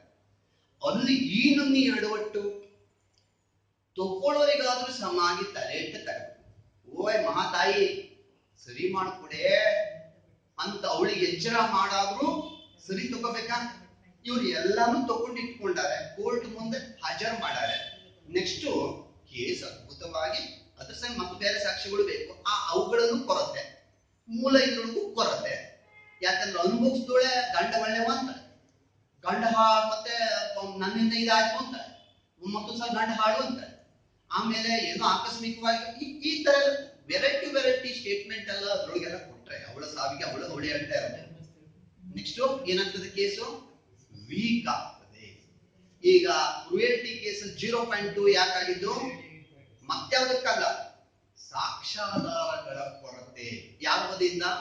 ಹೆಣ್ಮಕ್ಳ ಬದಿಯಿಂದ. ಸೊ ಇಲ್ಲಿ ಕ್ರುಯಲ್ಟಿ ಅಂತೆ ಇದು ಒಂದು ವಿಚಾರ. ಅಂದ್ರೆ ಇದು ಒಂದು ಡೈಮೆನ್ಷನ್, ಅದು ಒಂದು ಡೈಮೆನ್ಷನ್. ಈ 53% ಗಂಡದ ಮನೆಯಲ್ಲಿ ಹಿಂಸೆ ಆಗ್ತದೆ ಇದರಿಂದ. ಅಂದ್ರೆ ಆತರ ಮಾಡಿದ್ದಂತ ಗಂಡನ ಹೆಣ್ಮಕ್ಳು ಇದಾಗ್ತದೆ. ಇಲ್ಲಿ ನೋಡಿದ್ರೆ ನಿಜವಾದಂತ ಹೆಣ್ಮಗಳು, ಅನುಭವಿಸಿದಂತ ಹೆಣ್ಮಕ್ಳಿದ್ರೆ ಅವನಿಗೆ ಶಿಕ್ಷಣ ಕೊಡ್ಸಕ್ಕಾಗ್ತದೆ. ಯಾಕೆಂದ್ರೆ ಸಾಕ್ಷ್ಯಾಧಾರಗಳ ಕೊರತೆ. ಸೊ ಹೀಗಾದಂತ ಒಂದು ಪ್ರಸಂಗದಲ್ಲಿ ಏನು ವಿಚಾರ? ಹಾಗೆ ನಾವು ಮತ್ತೆ ಸ್ವಲ್ಪ ಮುಂದೋದ್ರೆ, ಮತ್ತೊಂದು ಸ್ವಲ್ಪ ಮುಂದೋದ್ರೆ ಮತ್ತೆ ವಿಚಾರ ಬೇರೆ ಇತ್ತು, ಆದ್ರೆ ಅಲ್ಲಿ ನಿಮ್ಮ ಇದ್ರೊಳಗೆ ಏನು ಕಂಟ್ರೋಲ್ ಮಾಡ್ಕೊಳ್ತಾ ಇದ್ದೀನಿ. ಸೊ ಇಲ್ಲಿ domestic violence act, protection of women from domestic violence act ಅಂದ್ರೆ ಕೌಟುಂಬಿಕ ದೌರ್ಜನ್ಯದಿಂದ ಆ ಒಂದು ಹೆಣ್ಣುಗಳನ್ನ ರಕ್ಷಣೆ ಮಾಡುವಂತಹ ಸಂಬಂಧದ ಒಂದು ಅಧಿನಿಯಮ ಅಂತ ಒಂದಿದೆ. ಸೊ ಅದೇ ಈ ಕ್ರೌರ್ಯದ ಒಂದು ಲೀಸ್ಟ್ ಇದೆ. ಕ್ರೌರ್ಯ ಅಂತೇಳಿ ನಮ್ಮ ಕಾನ್ಸೆಪ್ಟ್ ಇದೆಯಲ್ಲ, ಅದು ಒಂದು ಲೀಸ್ಟ್ ಇದೆ. ಯಾವ್ಯಾವ ರೀತಿ ಕ್ರೌರ್ಯ ಇರ್ಬೋದು ಅಲ್ಲಿ ಹೇಳ್ತಾರೆ. ದೈಹಿಕ ಕ್ರೌರ್ಯ, ದೈಹಿಕ ಅಬ್ಯೂಸ್ ಅಂತ ಶಬ್ದ ಏನು? ದೌರ್ಜನ್ಯ ಅಂತ. ಅಬ್ಯೂಸ್ ಅಂದ್ರೆ ದೌರ್ಜನ್ಯ ಅಂತ, ಕ್ರೌರ್ಯ ಅಂತ ಆಗುದಿಲ್ಲ, ಅದು ನಮ್ಮ ಕನ್ಸೆಪ್ಟಿಗೆ ಕ್ರೌರ್ಯ ಅಂತ. ಸೊ ದೈಹಿಕ ಕ್ರೌರ್ಯ, ಆಮೇಲೆ ಮಾನಸಿಕ ಒಂದು ಭಾವನಾತ್ಮಕ ಕ್ರೌರ್ಯ, ಇಮೋಷನಲ್ ಅಬ್ಯೂಸ್, ಆಮೇಲೆ ಇದು ಯಾವುದು ಮೆಂಟಲ್ ಅಬ್ಯೂಸ್, ಮಾನಸಿಕ ಒಂದು ದೌರ್ಜನ್ಯ, ಇಕೋನಾಮಿಕ್ ಅಬ್ಯೂಸ್, ಸೆಕ್ಸುವಲ್ ಅಬ್ಯೂಸ್, ಹೀಗೆಲ್ಲ ಅಲ್ಲಿ ವೆರೈಟಿ ಸಜೆಸ್ಟ್ ಮಾಡಿದ್ದಾರೆ. ಎಲ್ಲಿ ನಮ್ಮ ಇದ್ರೊಳಗೆ ಕ್ರೌರ್ಯದ ವಿಚಾರವಾಗಿ ನಾವು ಕನೆಕ್ಟ್ ಮಾಡಿ ಹೇಳೋದಿಲ್ಲ, ಇದೆಲ್ಲ ಇದೆ ನಮ್ಮಲ್ಲಿ. ಅಂದ್ರೆ ಈ ಕೌಟುಂಬಿಕ ದೌರ್ಜನ್ಯ ಅನ್ನುವಂತ ಒಂದು ಕೌಟುಂಬಿಕ ದೌರ್ಜನ್ಯ ಅಧಿನಿಯಮದ ಕೆಳಗಡೆ ಇವೆಲ್ಲ ವಿಚಾರಗಳು ಇದೆ. ಸೊ ಹೀಗೆ ಇದು ಯಾವ್ದ್ರೊಳಗಾದ್ರೂ ನೀವು ತರ್ತೀರಿ ಅಂದ್ರೆ ಮಾನಸಿಕವಾದಂತಹ ಒಂದು ಭಾವನಾತ್ಮಕವಾದಂತಹ ಒಂದು ದೌರ್ಜನ್ಯದೊಳಗೆ ತರ್ತಿರೋ, ಕ್ರೌರ್ಯದೊಳಗೆ ತರ್ತಿರೋ, ಭಾವನಾತ್ಮಕವಾದಂಥದ್ದು ಅಂತಂದ್ರೆ ಉದಾಹರಣೆ ಅವಳಿಗೆ ಹೆದರಿಕೆ ಆಗ್ತದೆ, ನೀನ್ ಹಂಗ್ ಮಾಡ್ತೀನಿ, ನೀನ್ ಹಿಂಗ್ ಮಾಡ್ತೀನಿ ಅಂತ ಹೇಳಿ. ಸೊ ಅವಾಗ ಅದೇನಾಯ್ತು? ಭಾವನಾತ್ಮಕ. ಆಮೇಲೆ ಇಲ್ಲಿ ಯಾವುದು ಇಮೋಷನಲ್ ಆಯ್ತು. ಆಮೇಲೆ ಮತ್ತೆ ಯಾವ್ದು ಅವಳನ್ನ ಕೆಟ್ಟದಾಗ ಬೈಯೋದು, ಗೀಯೋದು, ರಿಡಿಕ್ಯೂಲ್ ಮಾಡೋದು. ಸೊ ಅವಳು ಮಾನಸಿಕವಾದಂತ ಅಬ್ಯೂಸ್ ಅವಳಿಗೆ. ಹಾಗೆ ಫಿಸಿಕಲ್ ಆಗಿ ಹೊಡೆದು ಮಾಡುವಂಥದ್ದು. ಆರ್ಥಿಕವಾದಂತ ಒಂದು ಅವಳಿಗೆ ಊಟ ತಿಂಡಿ ಸರಿಯಾಗಿ ಕೊಡದೆ ಅದನ್ನ ಒಂದು ತಿನ್ನು, ಮತ್ತೆ ಈ ಲೈಂಗಿಕವಾಗಿ ಅವಳನ್ನ ಕೆಟ್ಟದಾಗಿ ನಡೆಸ್ಕೊಡು. ಸೊ ಇಲ್ಲಿ ಅದು ಎಲ್ಲ ಏನು ಇವರ ಒಂದು ವಿಭಾಗದಲ್ಲಿ ಈ ಒಂದು ಆಕ್ಟಿನ ಒಂದು ಇದ್ರೊಳಗೆ, ಆದ್ರೆ ಯಾರಿಗೆ ಈ ಬೆನಿಫಿಟ್? ಈ ಒಂದು ಅಧಿನಿಯಮ ಇದೆ ಯಾರಿಗೆ? ಅಗ್ರೀವ್ಡ್ ವುಮನ್ ಅಂತ, ಅಂದ್ರೆ ಸಂತ್ರಸ್ತ ಮಹಿಳೆಗೆ. ಈ ಆಕ್ಟ್ ಪುರುಷರಿಗೆ ಅಲ್ವೇ, ಆದ್ರೆ ಸಂತ್ರಸ್ತ ಮಹಿಳೆಗೆ ಈ ಒಂದು ಅಧಿನಿಯಮದ ಲಾಭ ಇದೆ ಅಂತ ಹೇಳುವಂಥದ್ದು ನಮ್ಗೆ ಕಂಡು ಬರ್ತದೆ. ಆದ್ರೆ ಸಂತ್ರಸ್ತ ಮಹಿಳೆ ಅಂದ್ರೆ ಯಾರು? ಕಂಡುಕೊಂಡವರು ಅಲ್ಲ. ಸೊ ಒಂದು ಫ್ಯಾಮಿಲಿ ಒಳಗೆ, ಒಂದು ಕುಟುಂಬದಲ್ಲಿ ಏನಿರ್ತಾರೆ? ಅಕ್ಕ ಇರ್ತಾಳೆ, ತಂಗಿ ಇರ್ತಾಳೆ, ತಾಯಿ ಇರ್ತಾಳೆ, ಅತ್ತೆ ಇರ್ತಾಳೆ, ಆ ಅಣ್ಣನ ಹೆಂಡತಿ ಇರ್ತಾಳೆ, ಅಕ್ಕನ ತಂಗಿ ಇರ್ತಾಳೆ, ಅಣ್ಣ ತಮ್ಮನ ಮತ್ತೆ ಹೆಂಡತಿ ತಂಗಿ ಇರ್ತಾಳೆ. ಸೊ ಮಹಿಳೆ ಅಂದ್ರೆ ಈ ತರ ನೀವು ಕಲ್ಪನೆ ಮಾಡ್ಕೊಳ್ಳಿ. ಮಹಿಳೆ ಅಂದ್ರೆ ಈ ತರ ದೊಡ್ಡ ದೊಡ್ಡ ಪರಿಮಾಣ ಮಹಿಳೆ ಅಂತ ಬರೀ ಅವಳು. ಹಾಗೆ ಹೆಂಡತಿನೂ ಇರ್ತಾರೆ, ಹಂಗೆ ಹೆಂಡತಿನೂ ಇರ್ತಾರೆ. ಸೊ ಯಾಕೆಂದ್ರೆ ಕೇಸ್ ಹಾಕೊಳ್ಳಿ, ಸೊ ಇಲ್ಲಿ ಹೆಂಡತಿನೂ ಇರ್ತಾಳೆ, ಪ್ಲಸ್ ಇವರೆಲ್ಲ ಇರ್ತಾರೆ. ಸೊ ಇವರೆಲ್ಲರಿಗೂ ಈ ಒಂದು ಅಧಿನಿಯಮದ ಲಾಭ ಇದೆ. ಯಾವ್ಯಾವಾಗ ಇವರನ್ನ ಯಾವುದೇ ಈಗ ಹೇಳ್ತಾರೆ ಇಂಥ ಒಂದು ದೌರ್ಜನ್ಯ ಆಗಿದೆ ಅಂತಂದ್ರೆ ಈ ಒಂದು ಕಾನೂನಿನ ಲಾಭ ಅವರಿಗೆ ಇದು ಕ್ರೌರ್ಯದ ಸಂಬಂಧ ಇದು ಮಾಡ್ಬೋದು ಅಂತ. ಆದ್ರೆ ಒಂದು ಪಾಯಿಂಟ್ ಏನು ಅಂತಂದ್ರೆ, ಹೆಂಡತಿ ಅಂದ್ರೆ ಎರಡು ರೀತಿ ಲೆಕ್ಕ ತಗೊಳ್ತಾ ಇದ್ದಾರೆ. ಹೆಂಡತಿ ಅಂತಂದ್ರೆ ಲಿವ್ ಇನ್ ರಿಲೇಷನ್ ದಲ್ಲಿ ಇದ್ದೋಳು ಹೆಂಡತಿ, ಹೆಂಡತಿ ತರ ಇದ್ದೋಳು ಹೆಂಡತಿ, ಆಮೇಲೆ ಹೆಂಡತಿ ಇದ್ದೋಳು ಹೆಂಡತಿ. ಸ್ವಲ್ಪ ವ್ಯಾಖ್ಯಾನ ಸ್ವಲ್ಪ ಅಂದ್ರೆ ಬೆಂಗಳೂರಿನಲ್ಲಿ ನೋಡಿರ್ಬೋದು. ಅವ್ರು ಯಾರು ಅಂದ್ರೆ ಗಂಡ ಹೆಂಡತಿ ತರ, ಲಿವ್ ಇನ್ ರಿಲೇಷನ್ ಅಂತಾರ. ಲಿವ್ ಇನ್ ರಿಲೇಷನ್ ಅವರಿಗೂ ಇದ್ರ ಬೆನಿಫಿಟ್ ಉಂಟು. ಗಂಡ ಹೆಂಡತಿ ತರ, ರಾಜ್ಕುಮಾರ್ ಅಲ್ಲ ರಾಜ್ಕುಮಾರ್ ತರ, ಸುದೀಪ್ ತರ. ಸೊ ಇಲ್ಲಿ ತರದವರಿಗೂ ಇಲ್ಲಿ ಬೆನಿಫಿಟ್ ಉಂಟು, ಎಲ್ಲೇ ಈ ಆಕ್ಷನ್ ಬೆನಿಫಿಟ್ ಉಂಟು. ಆಮೇಲೆ ಪ್ಲಸ್ ಹೆಂಡತಿ ಸರಿಯಾಗಿ ಮದುವೆ ಆಗುತ್ತೆ ಹೆಂಡತಿ, ಅವಳಿಗೂ ಇದ್ರ ಬೆನಿಫಿಟ್ ಉಂಟು. ಆದ್ರೆ ಹೆಂಡತಿ ವರ್ಸಸ್ ಉಳಿದವರು ಅಂದ್ರೆ ಹೆಂಡತಿಗೆ ಜಾಸ್ತಿ. ಈ ಒಂದು ಆಕ್ಟಿನ ಒಂದು ಬೆನಿಫಿಟ್ ಹೆಂಗಿದೆ ಅಂತಂದ್ರೆ, ಹೆಂಡತಿ ವರ್ಸಸ್ ಉಳಿದವರು ಅಂತಂದ್ರೆ ಹೆಂಡತಿ ವೇಟೇ ಜಾಸ್ತಿ. ಅವಳ ವೇಟ್ ಜಾಸ್ತಿ. ಅವಳ ವೇಟ್ ಜಾಸ್ತಿ ಅಂದ್ರೆ ಈ ಇದ್ರೊಳಗೆ ಕೇಸ್ ಹಾಕಿದ್ರೆ, ಈ ಒಂದು ವಿಚಾರವಾಗಿ ಕೇಸ್ ಹಾಕಿದ್ರೆ ಅವಳ ಒಂದು ಅವರೆಲ್ಲ ಈಗ ನನ್ನ ಅತ್ತೆ ಮತ್ತು ನಾದಿನಿ ಎಲ್ಲ ಸೇರ್ಕೊಂಡು ನನಗೆ ತುಂಬಾ ದೌರ್ಜನ್ಯ ಎಸಗಿದರು ಅಂತಂತಂದ್ರೆ ಅದು ಪ್ರೂವ್ ಮಾಡಿದ್ರೆ ಅದು ಅವ್ರ ವಿರುದ್ಧ ತಗೊಂತಾರೆ. ಅತ್ತೆ ನಾದಿನಿ ಎಲ್ಲರ ವಿರುದ್ಧ ಹೆಂಡತಿ. ಹಾಗಂತ ಅವರು ಏನಾದ್ರು ಹೆಂಡತಿ ಇವನ ಹೆಂಡತಿ ನಮ್ಗೆ ನಮ್ಗೆ ತ್ರಾಸ ಕೊಡ್ತಾ ಇದ್ವು ಅಂತಂದ್ರೆ ಇಲ್ಲ. ಅರ್ಥ ಆಗ್ತಾ ಇದೆ ನಿಮ್ಗೆ? ಸೊ ಇಲ್ಲೇ power of the wife, home minister. So ಎಲ್ಲಿ ಉಂಟು? ಸೊ ಎಲ್ಲಿ ಈ ತರ ಉಂಟು. ನೀವು ಅದು ಸೂಕ್ಷ್ಮ ಅದು ಬೇರೆ. ಸೊ ಹೆಂಡತಿ ವಿರುದ್ಧ ಯಾರು ನಿಲ್ಲಂಗಿಲ್ಲ, ಹೆಂಡತಿ ಅವರೆಲ್ಲರ ವಿರುದ್ಧ ನಿಲ್ಬಹುದು. ಒಂದು ಇದು 100 ಆನೆಗೆ ಸಮಾನ. ಸೊ ಎಲೆ ಅತ್ತೆ ನಾದಿನಿ ಅವರು ಇವರು ವಿರುದ್ಧ ಎಲ್ಲ ಒಂದು ವೈಫ್ ಸಾಕು. ಹಂಗಂತೇಳಿ ಅವ್ರು ಮತ್ತೆ ಅವ್ರು ಕೇಸ್ ಹಾಕೋದು, ಅವರಿಗೆಲ್ಲ ಮನೇಲಿ ಯಾರು ಹೊಡೆದು ಬಡ್ದು ಮಾಡಿದ್ರೆ ಅವ್ರು ಕೇಸ್ ಹಾಕೋದು. ಅದು ಹಂಗಂತೇಳಿ ಇವ್ನ ಹೆಂಡತಿ ಸಂಬಂಧ ಕೇಸ್ ಹಾಕೋದು. ಅವ್ರ ಫೋಟೋ ಇಟ್ಕೊಂಡು ನಮಸ್ಕಾರ ಮಾಡಿ ಅದನ್ನ ಬಿಟ್ಕೊಂಡು ಏನಾದ್ರು ಅವ್ರು ಕೇಸ್ ಹಾಕಿದ್ರು, ಕೇಸ್ ಹಾಕಕ್ ಬರ್ಬೇಕು. ಯಾವಾಗ ಇದು ಡೊಮೆಸ್ಟಿಕ್ ವೈಲೆನ್ಸ್ ಆಕ್ಟ್ ಕೆಳಗಡೆ ಇದು ಸಮಸ್ಯೆ, ಇದು ಅದರ ಒಂದು ವಿಚಾರ. ಹಾಗಂತೇಳಿ ಈ ಆಕ್ಟ್ ಕೆಳಗಡೆಗೆ ಇದು ಸಿವಿಲ್ ರೆಮಿಡಿ ಕೊಡ್ತದೆ. ಏನು ದಿವಾಣಿ ತರದ ಒಂದು ಪರಿಹಾರಗಳನ್ನು ಕೊಡ್ತದೆ. ಇದೇನು ಇದು ಮಾಡಿದ್ರೆ ಶಿಕ್ಷೆ ಕೊಡ್ತದೆ. ಆ ಪರಿಹಾರಗಳು ಕೊಟ್ಟು ಪರಿಹಾರ ಜಾರಿ ಮಾಡಿಲ್ಲ ಅಂದ್ರೆ ಶಿಕ್ಷೆ ಕೊಡ್ತದೆ ಅಷ್ಟೇ. ಕ್ರುಯಲ್ಟಿ ಬಂತ ಇಲ್ಲೇ ಹೋಗ್ಬೇಕು, ನೀವು 86ಕ್ಕೆ ಹೋಗ್ಬೇಕು, 85, 86ಕ್ಕೆ ಹೋಗ್ಬೇಕು. ಕ್ರೌರ್ಯ ಬಂತು ಅಲ್ಲಿಗೆ ಹೋಗ್ಬೇಕು ನೀವು. ಇಲ್ಲಿ ಸುಳ್ಳು ವೈಲೆನ್ಸ್ ಅಂತ ಅಂತಂದ್ರೆ ಇಲ್ಲಿ ಬರೀ ದಿವಾಣಿ ಸ್ವರೂಪದ ಆದೇಶಗಳು. ಏನು ದಿವಾಣಿ ಸ್ವರೂಪದ ಆದೇಶಗಳು? ಅವಳ ವಿರುದ್ಧ ಅವನೇನು ಹೊಡೆಯಂಗಿಲ್ಲ, ಬಡಿಯಂಗಿಲ್ಲ, ಅದು ಮಾಡಂಗಿಲ್ಲ ಅಂತ ಆದೇಶ, ಪ್ರೊಟೆಕ್ಷನ್ ಆರ್ಡರ್. ಅವಳಿಗೆ ವಾಸಿಸುವ ಆರ್ಡರ್, ವಾಸಿಸುವ ಸಂಬಂಧ ಅವಳೆಲ್ಲೋ ಒಂದ್ ಮನೇಲಿ ಇದ್ದಾಳೆ ಅಂತಂದ್ರೆ ಅವಳ ಮನೆಯಿಂದ ಹೊರಗೆ ಹಾಕಂಗಿಲ್ಲ, ಆ ಮನೆ ಯಾರಿಗೂ ಮಾರೋಂಗಿಲ್ಲ, ಇಂಥದ್ದು. ಆಮೇಲೆ ಈ ಇದಿದೆ ಯಾವ್ದೇ ಜೀವನಾಂಶದ ಆದೇಶ ಮಾಡ್ಬೋದು ಇಲ್ಲಿ. ಮತ್ತೆ ಈ ಯಾವ್ದು ಅವಳಿಗೆ ಏನಾದ್ರು ಖರ್ಚು ವೆಚ್ಚ ಬೇಕಾಗತ್ತಲ್ಲ, ಅವಳ ಸ್ಟ್ಯಾಂಡರ್ಡ್ ಇದು ಖರ್ಚು ವೆಚ್ಚ, ಮೆಡಿಕಲ್ ಏನು ಆರಾಮಿಲ್ಲ ಆ ಖರ್ಚುಗಳನ್ನ ಕೊಡುವಂಥದ್ದು. ಸ್ತ್ರೀಧನ ಅವನೇನಾದ್ರು ಅವಳ ಮದುವೆ ಟೈಮಿಗೆ ಬಂಗಾರ ತಗೊಂಡು ಕೂತ್ಕೊಂಡಿದ್ದ ಅಂತಂದ್ರೆ ವಾಪಸ್ ಕೇಳುವಂಥದ್ದು. ಸೊ ಇವೆಲ್ಲ ಈ ಸಂಬಂಧಿತ ಆದೇಶಗಳು ಈ ಆಕ್ಟ್ ಕೆಳಗಡೆ ಆಗ್ತದೆ. ಇಲ್ಲಿ ಅಂದ್ರೆ ಹಂಗಂತೇಳಿ ಹೆಡ್ಡಿಂಗ್ ನೋಡಿದ್ರೆ ನಿಮ್ಗೆ ಏನ್ ಅನ್ಸ್ತದೆ, ಏನೋ ಒಂದು ಭಯಂಕರ ಮಾಡ್ತದೆ ಅಂತ. ಇದು ಒಂಥರ ಸಿವಿಲ್ ರೆಮಿಡಿ ಕೊಡ್ತದೆ.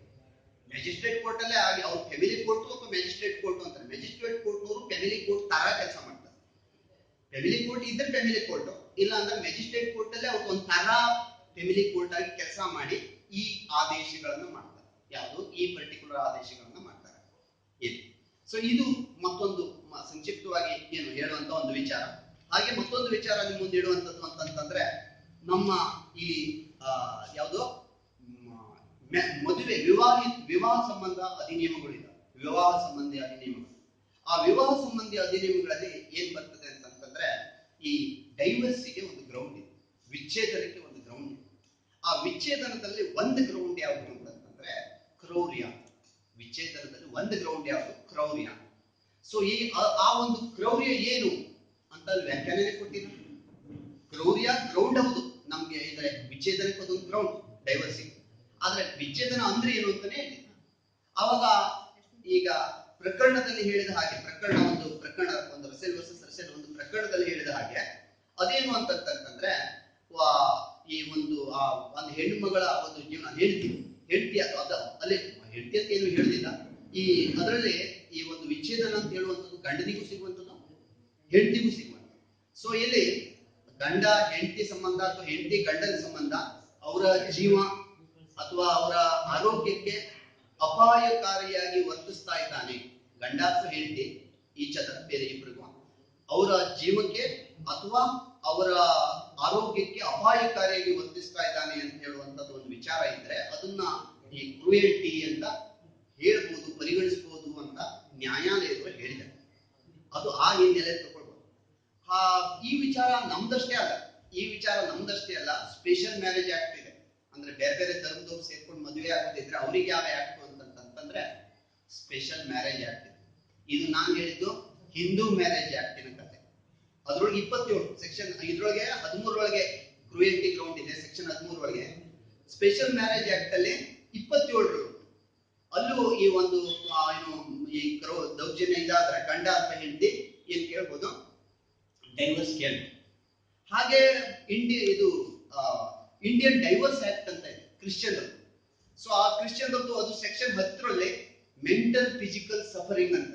ಕ್ರೂಯಲ್ಟಿ ಅಂತಂದ್ರೆ ಮೆಂಟಲ್ ಫಿಸಿಕಲ್ ಸಫರಿಂಗ್ ಅಂತ, ಅಂದ್ರೆ ದೈಹಿಕ ಮಾನಸಿಕವಾಗಿ ಏನು ಬಳಲುವುದು, ತೊಂದರೆಗೆ ಒಳಗಾಗುವುದು, ಅದು ಏನಂತಾರೆ ಇಲ್ಲಿ ಕ್ರೂಯಲ್ಟಿ, ಕ್ರೌರ್ಯ ಅಂತ ಹೇಳ್ತಾರೆ ಯಾವುದು ಇದ್ರೊಳಗೆ.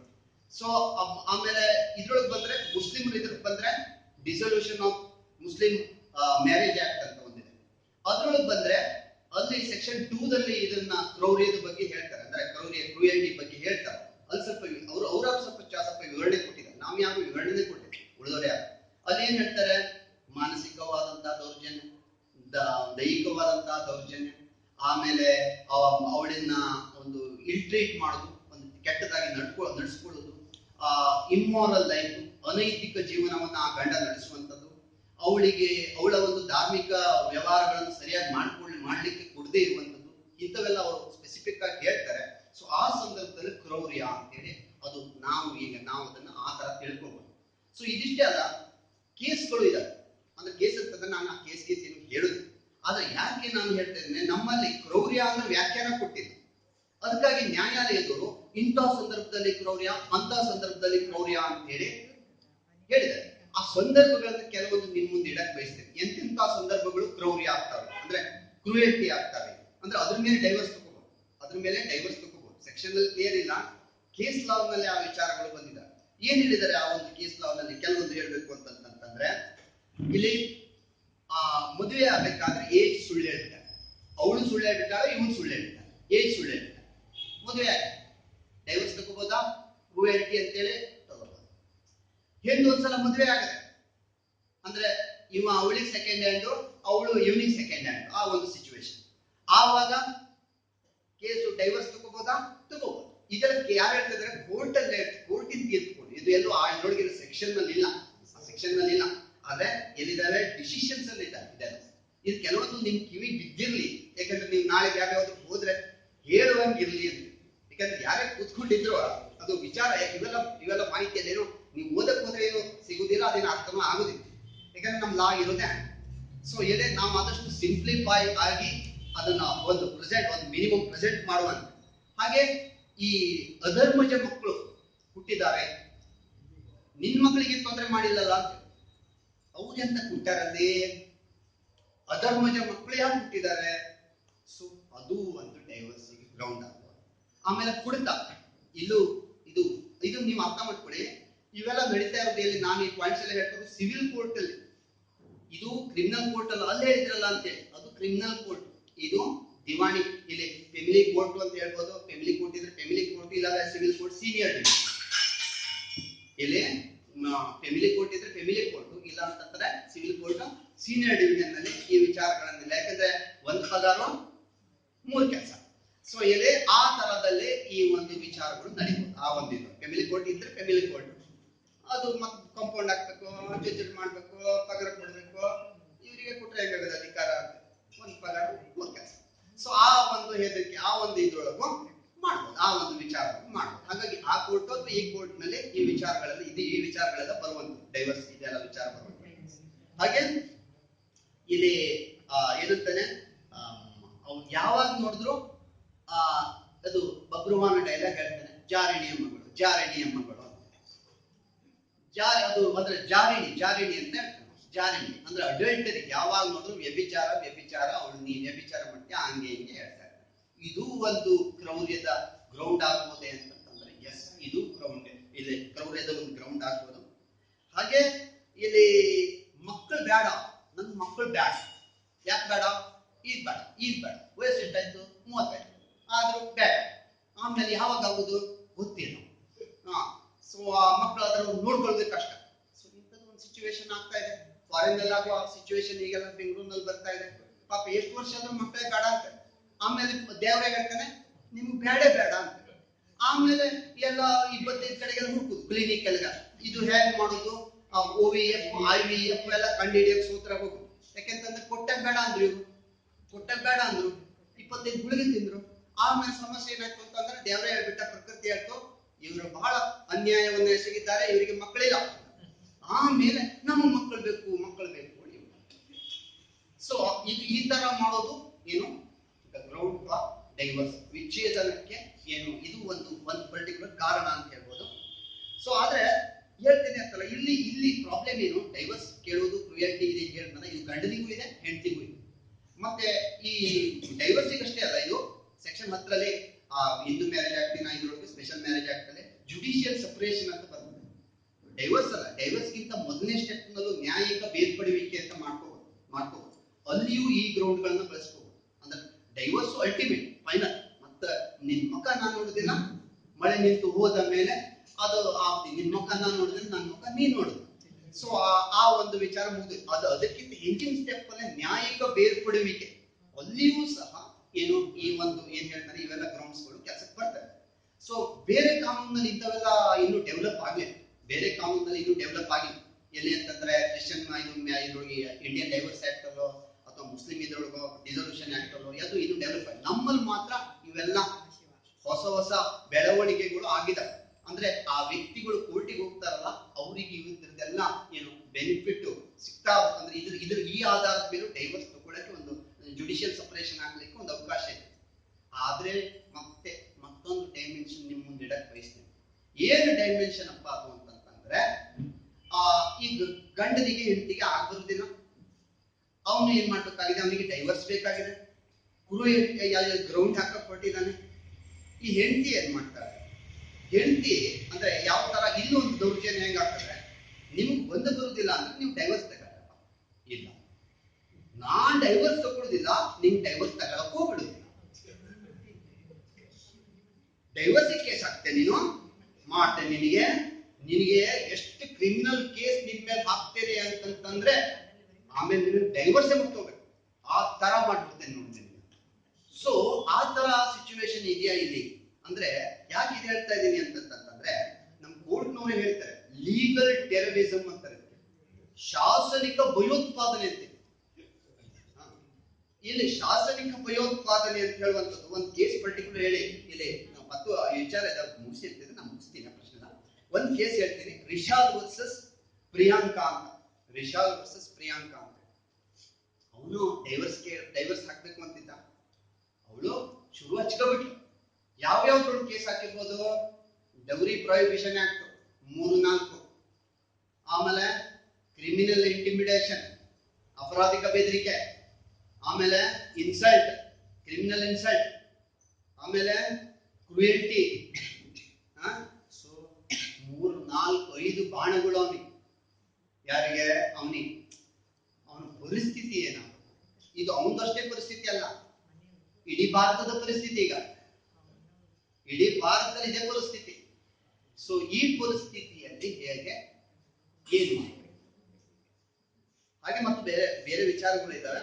ಸೊ ಅದೇನೇ ಇಟ್ಕೊಂಡು ಮತ್ತೊಂದ್ಸಲ ಬೇಕಾದ ಅಂತ ವಿಚಾರಗಳು ಇದ್ರೆ ಅದಕ್ಕೇನು ಅಂತಂದ್ರೆ ಒಂದು ಸ್ವಲ್ಪ ಟೈಮ್ ಬೇಕು. ಇವೆಲ್ಲ 100% ಹೆಂಗ ಆಧ್ಯಾತ್ಮಿಕ ಇದಕ್ಕೆ ಟೈಮ್ ಇಲ್ಲ ಅಂದ್ರಲ್ಲ, ನಮ್ದು ಇದು ಲೌಕಿಕ ವಿಚಾರ, ದಿನನಿತ್ಯ ನಡೆಯುವ ವಿಚಾರ, ಮತ್ತೆ ನಮ್ಮ ಜೀವನದಲ್ಲಿ ಈಗ ಆಗ್ತಾ ಇರುವ ವಿಚಾರ. ಇದಕ್ಕೂ ಟೈಮ್ ಕೊಡು, ಅದಕ್ಕಷ್ಟೇ ಟೈಮ್. ಅದಕ್ಕೆ ಟೈಮ್ ಆಗ್ಬೇಕು. ಅದಕ್ಕೂ ಟೈಮ್ ಇಲ್ಲ ಅಂತ ಅವ್ರು ದುಃಖ ಪಡ್ಕೊತಾ ಇದ್ರಲ್ಲ, ಇದಕ್ಕೂ ಟೈಮ್ ಕೊಡ್ಬೇಕು. ಮತ್ತೆ ಇದು ನಮ್ಗೆ ದಿನನಿತ್ಯದಲ್ಲಿ ಆಗುವಂತ ಇದು ದೊಡ್ಡ ಇದೊಂದು ಸೂಕ್ತಾನೆ. ಈ ಸೂಕ್ತ ಇದು ನಮ್ಗೆ ಡೈಲಿ ಫೇಸ್ ಮಾಡ್ತಾ ಇದ್ದೇವಲ್ಲ, ಅದು ಹಂಗಲ್ಲ. ಒಂದು ಲೆವೆಲಿಗೆ ಹೋಗ್ಬಿಟ್ಟದ್ಮೇಲೆ ಅದು ಬರ್ತದೆ. ಯಾವ್ದು ಆಧ್ಯಾತ್ಮಿಕ ಹೈಯರ್ ಲೆವೆಲಿಗೆ ಅದು ಬರ್ತದೆ. ಇದು 100% ಈ ಲೆವೆಲ್ ಅಲ್ಲಿ ನಾವಿದ್ದೇವಲ್ಲ, ಈಗ ನಮ್ಗೆ ದಿನನಿತ್ಯದು ಇದ್ರೊಳಗಿದೆ ಬರ್ತದೆ. ಅದೊಂದು ಸ್ವಲ್ಪ ತಿಳ್ಕೊ.